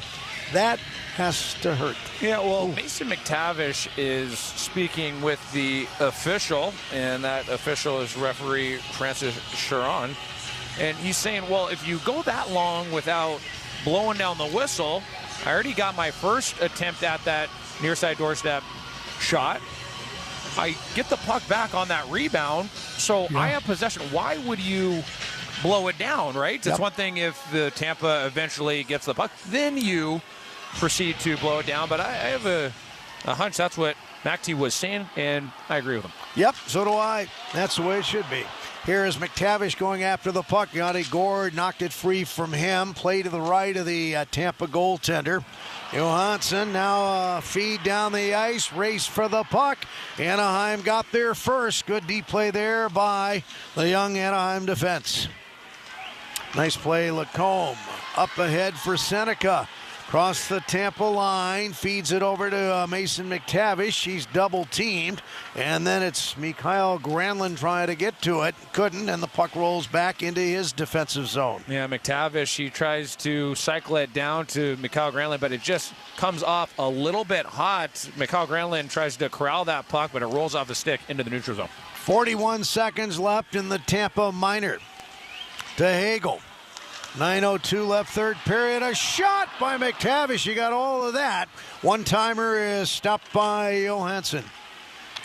To the right wing side, there's a blast down the ice to kill off some of the remaining time for the Lightning. Yeah, that was interesting from Leo Carlsson. Oftentimes, even on a rim, as we just saw there, the far side half wall, he'll attempt to grab that puck and quickly cut back, but he tries to chip the play up. It just it's uncharacteristic from a skill perspective seeing Leo Carlsson not just grab that puck and make something happen with it. So we continue to monitor his play. Yep, 1 second left, and now it's back full strength. Tampa and Anaheim 5-on-5. 8:20 to play in regulation time. And the Lightning have a 3-2 lead, but the way this game's gone, that might not last very long. We have a slashing call coming up here. Slashing with 8:13 to go in the third. Here's downstairs. Tampa 37, 2 minutes for a slash. Well, it took a split second. I really think the emotion shown by the Ducks players bench there, well, they stood up. Joel Quenneville's hands lift in the air, and then immediately following that, you get the call from referee Jordan Samuels-Thomas. All right, let's take a quick timeout. You're listening to Duck Stream, powered by Tuning. This December will bring something amazing. A place where 1.2 million square feet of game-changing medicine meet 300 acres of tranquility. It's a place built for everyone in Orange County and designed just for you. Prepare to meet the new UCI Health Irvine Hospital. World-class academic healthcare right here at home. Discover more at ucihealth.org/Irvine Hospital. Powered by UC Irvine. Introducing Lineage Watch Company, an independent American watch brand proudly owned and operated in Southern California. Designed, engineered, tested, and hand-assembled in the USA, Lineage watches are uniquely powered by American-built movements. Define your legacy today with a Lineage timepiece at lineagewatchco.com. That is lineagewatchco.com.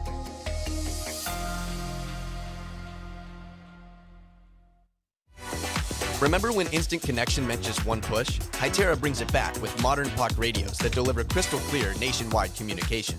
Whether coordinating fleets or large facilities, Hytera puck radios deliver reliable communication that keeps your team talking anytime, anywhere. Stay connected, stay efficient, stay ahead with Hytera puck radios. Visit hytera.us today. That's hytera.us.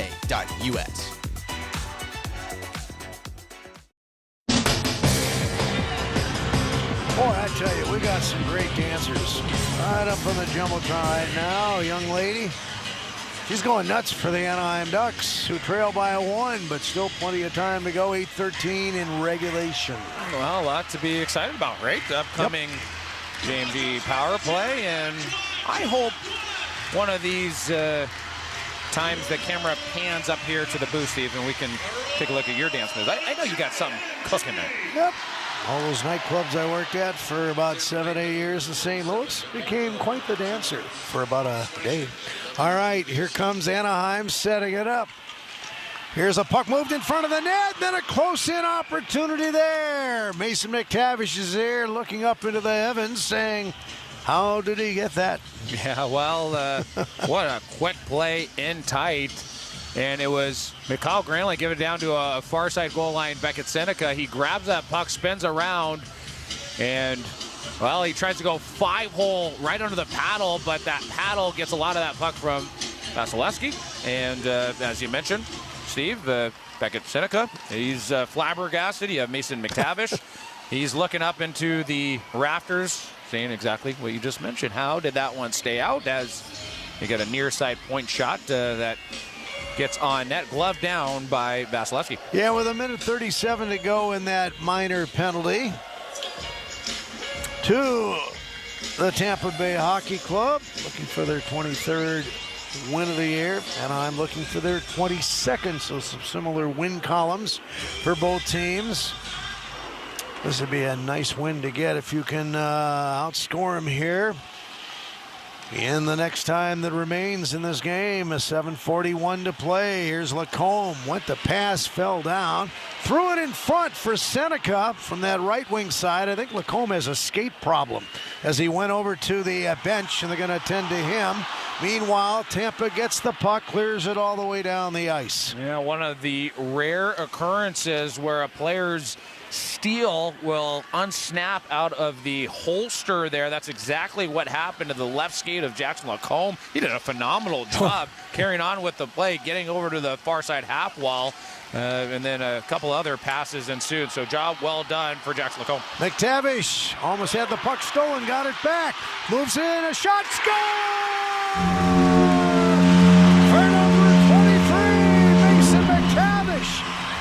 with a little under 7 minutes to play in the third period. The Ducks fight from behind again. And we have ourselves quite the finish upcoming here. 6:58 to go in the third. And this crowd is going crazy after McTavish scores a huge third period goal to tie it. If Pavel Mentikov does not poke check that puck and steal it from the two Tampa players pressuring up, that's going to be a 2-on-0 against. Well, high risk, high reward hockey pays off. He pokes it north. Mason McTavish acquires possession of it. A couple hesitation fakes and a top shelf shot ties this one up. All right. Folks, we're in for a heck of a finish here. Two hockey clubs battling, one in the west, the Anaheim Ducks, one in the east, Tampa Bay Lightning. And this crowd's really into it as we are up here in the broadcast booth as well. Puck is cleared by Anaheim up the right wing side. A race for the puck. Tampa gets back there in a hurry. Darren Radish will fling it up the right side. There's Alex Killorn for Anaheim, keeping it in with some help from the point man. Go behind the net. Killorn run into by Radish one more time. And I'm trying to get the puck moving in front of the net. They do so this time. Nesterenko attacking the Tampa team, moving up the ice. And now that play is going to be whistled down. So a flurry of activity after the goal that tied it for Anaheim down near that Tampa goal crease. And with that goal that tied this one up, 3 apiece. Mason McTavish, the goal scorer. Pavel Mentikov with the beauty defensive play, pressuring up, poking that one up to Mason McTavish. And part of that goal came on 4 shots on the power play. All right, here we go again. This crowd will explode if Anaheim can get the next one. 6:12 to play, third period. Tampa drives in, shoots, deflected off an Anaheim stick and out of play. Great stick on puck. Defensive play from Olin Zellweger there, the far side dot lane. And once again, you got to be active with your sticks here at the game highest level. If you give the puck carrier any type of real estate to work with, without playing big, without utilizing your stick, it's going to be trouble. And great pressure up scenario from Olin Zellweger. Crowd is stuck around for the conclusion of this game. Don't want to leave the Honda Center at the moment, that's for sure. Zellweger goes back in behind his own goal, feeds it up the boards. Ellison now to center ice. Ducks on the move in a tie game, 2-on-1 developing a shot. And that one's knocked down with a goaltender. Bouncing to the right wing wall, another collision there. And I'm being physical there, trying to get possession, but it comes to Tampa. And from their defense up, shoot it all the way down the ice. What a move from Mikael Granlund, that quick cut in there. That's what we often see from Leo Carlsson. Speaking of Leo Carlsson, he just grabbed that puck out of midair, center dot line. Is this the game? Leo comes back, gets a goal here. We'll find out shortly. Here's a puck being fed in by Ian Moore. Throughout the afternoon, Minchkov and he have played some good hockey. 3-3 game, 5:09 to go in regulation time. This place will explode if Anaheim gets the next one here. Tampa intercepts, rides through the neutral zone. It's tossed in, and the Ducks are going to get a penalty here. That Tampa player was actually sandwiched between 2 Anaheim players, and I think Ian Moore, the young defenseman, will be the guy going off for the minor. We shall see. If not, it's his partner, Pavel Minchkov. 2 minutes interference. All right, it is going to be Minchkov. Comes at a bad time, with Anaheim having a load of momentum at the moment. 3-3 game. Back with the conclusion of the third period in a moment on Duckstream, powered by TuneIn. The year-end clearance sale is going on now at your helpful Honda dealers. Honda cars, SUVs, and trucks are on clearance during Happy Honda Days. Save thousands on a new Honda today with 0.99% financing. 2025 Accords, Pilots, and Ridgelines are on clearance. Plus, see big savings on the full Honda line, like financing as low as 0.99% APR on a new 2025 Ridgeline. Don't miss Happy Honda Days. Search your local Honda dealer today. See dealer for financing details. Financing on credit approval. Offer ends 1/5/26. Visit EastonLawFirm.com and score big. Orange County's premier injury firm and official personal injury attorneys of the Anaheim Ducks. At Easton & Easton, our family of litigators has more than 100 years combined experience fighting the insurance companies in all types of injury accidents. With our family, every case is personal and handled by an actual attorney. Call to speak with an attorney today at 1-833-EASTONS. That's 1-833-EASTONS. Let our family help yours at EastonLawFirm.com. Visit EastonLawFirm.com to score big. Official personal injury attorneys of the Anaheim Ducks. It's a tie game in the third period. Tampa Bay now getting their chance on the power play. Similar power play numbers to this Ducks team this season. Guys, wanted to give a little side note as there are 20 hockey teams playing around the NHL here today on this New Year's Eve. And one of the matchups, the Winnipeg Jets and Detroit Red Wings, they're getting underway here shortly. But it's the first time Patrick Kane and Jonathan Toews are facing each other on separate teams. Isn't that a special one-on-one? I'd like to see the replay of that. In fact, I think I'll call home real quick and get it taped. All right. That's very, very proactive of you. I like that approach. There's Steve, you're always on your toes. I don't know what else to say. Well, let's get a go. That's what I say. 4:57 and counting down. 3-3 game. And just a few seconds gone by in the Minchikov Minor. This place will explode if Anaheim gets this next goal, can hang on, get 2 points. 26-21. Ducks have the favorite on the shots on goal at the moment with a few minutes left to play in regulation here. A setup out near the blue line. Bjorkstrand feeds it out in the high slot for Radish. They go behind the net. Anaheim a man short here. A drive coming by Bjorkstrand. Rebound. Backhanded wide there. A big opportunity for the Tampa Bay team. That puck fired wide by Point. Now it goes in front of the net. Bouncing near the blue line. Lightning hustle to keep it in. Go to the far side of the rink and Anaheim steals. And here they come with some speed. 2-on-3.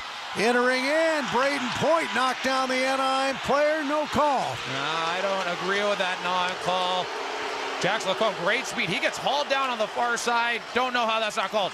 Yeah, and I'll tell you what, I thought it should have been called too. A slap shot and a save by Dostal will keep the Lightning off the board, at least for a while. Uh-oh, well, Joel Quenneville, he is pointing directly at referee Francis Chiron, and he went one direction with his pointer finger and then the other direction, signaling something there. Maybe if you're going to call that play, then why not call that, so to speak? All right, 3:47 to go. We couldn't have extra hockey here the way things are going. We shall find out soon about that. Entertaining game. Here is Tampa with possession. Work it out near the blue line. Make a play to the left of Dostal. Counting on him to come up with some key saves here late. Keep Anaheim in the game. They settle down. A rolling puck comes to Hagel. Front of the net. Opportunity to shoot. They do, and it's knocked down just before it got to Dostal. Wow.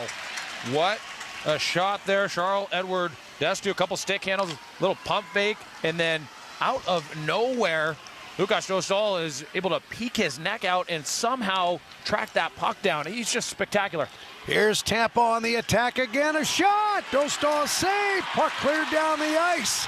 And time should run out here before they get another shot away. 2-1. It's over with. Ducks have killed off the penalty.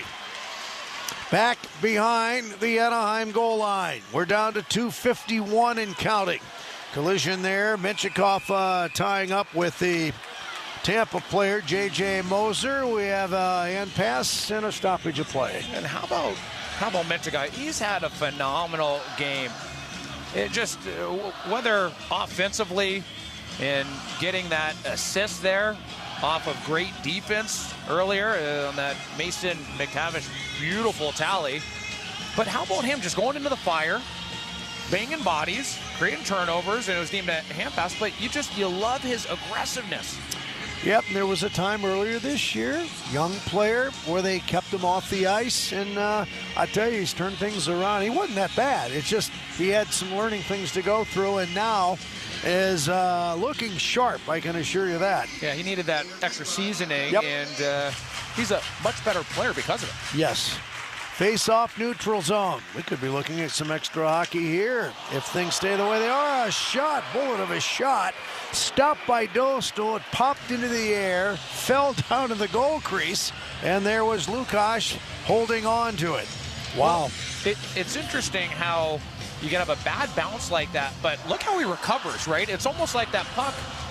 Well, it's off a dump in from the Tampa Bay Lightning. It's a routine dump in there by a player who's just had a phenomenal game, and that's Darren Radish. So he put some serious heat on that dump in, and it goes off the pad of Lukáš Dostal. It took a strange bounce up in the air, but when it went into the air, he was as calm as ever. He's like, I got this, and he proceeded to freeze the puck. This face off to the left of the Dostal. 2:39 and counting left in regulation time. Tied at 3. And we give Thanksgiving and all kind of things to this hockey game here. You watch this game, you want to come back to see some NHL action at Honda Center.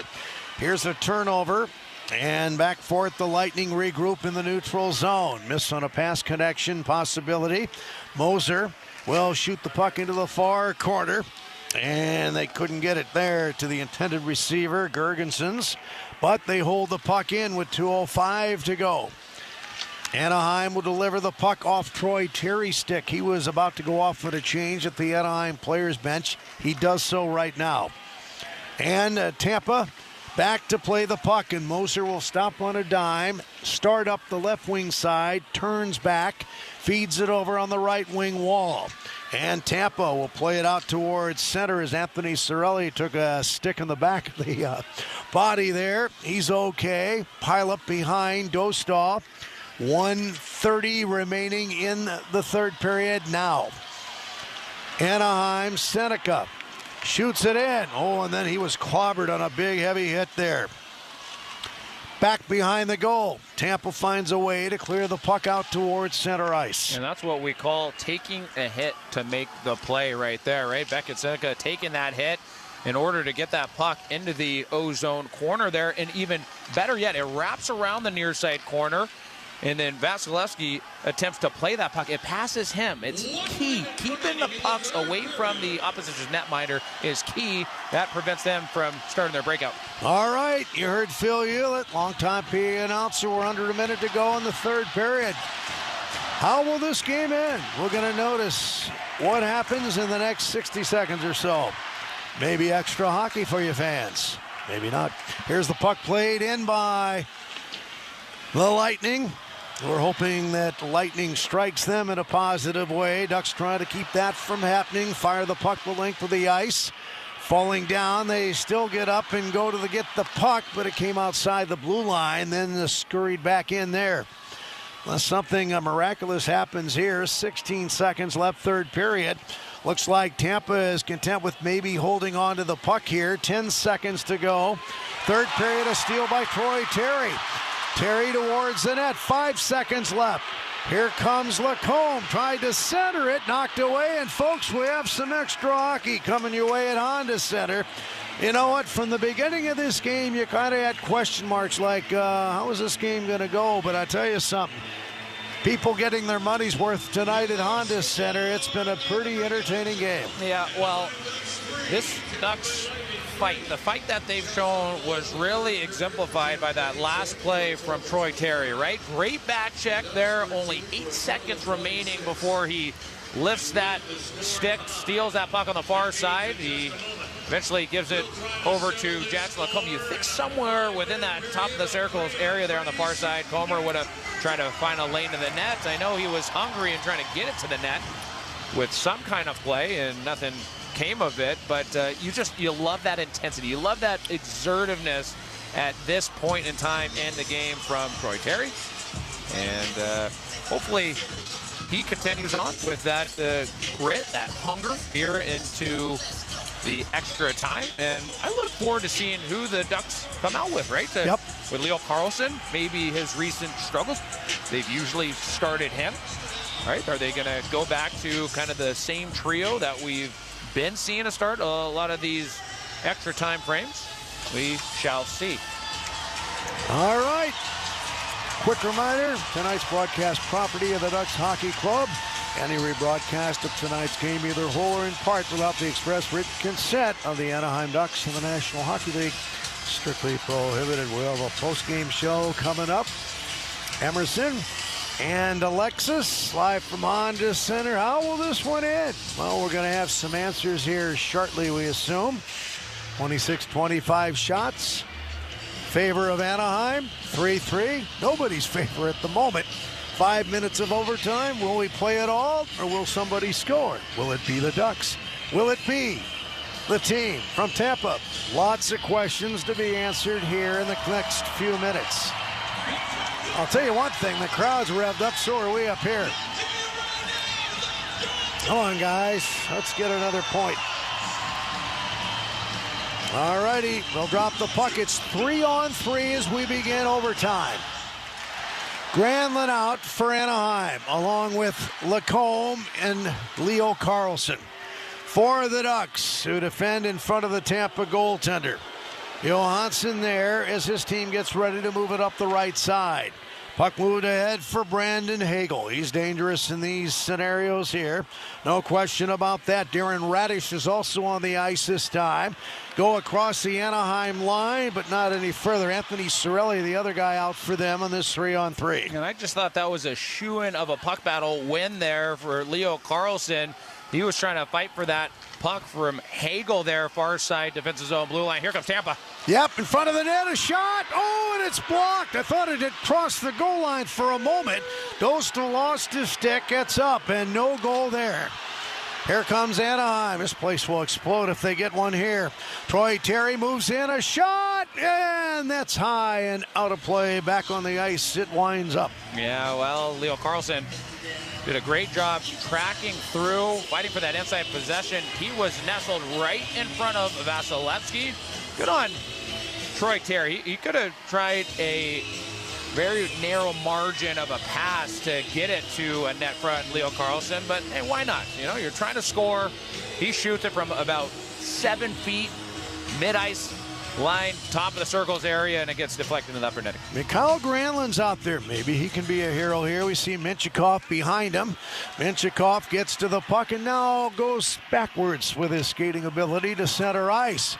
Puck moved ahead.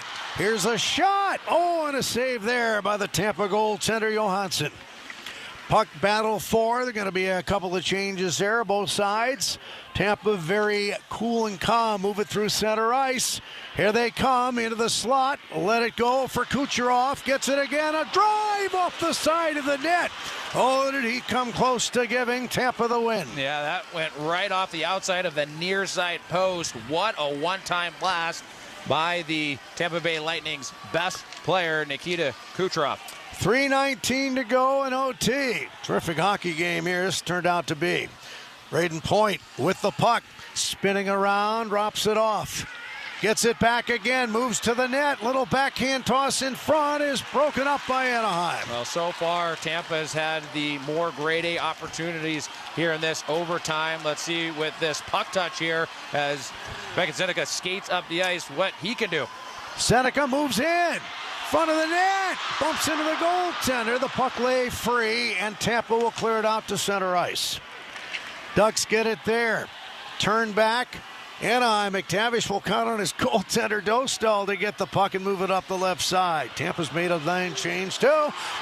Loose in front, save Dostal, second shot, and he got a piece of that one with his right pad. Too casual from Mason McTavish, turning the puck over near side defensive zone corner and all alone in the net front. Two beauty of saves from Lukas Dostal. All right, Leo Carlsson going after the puck carrier. Here's a break in front, they scored.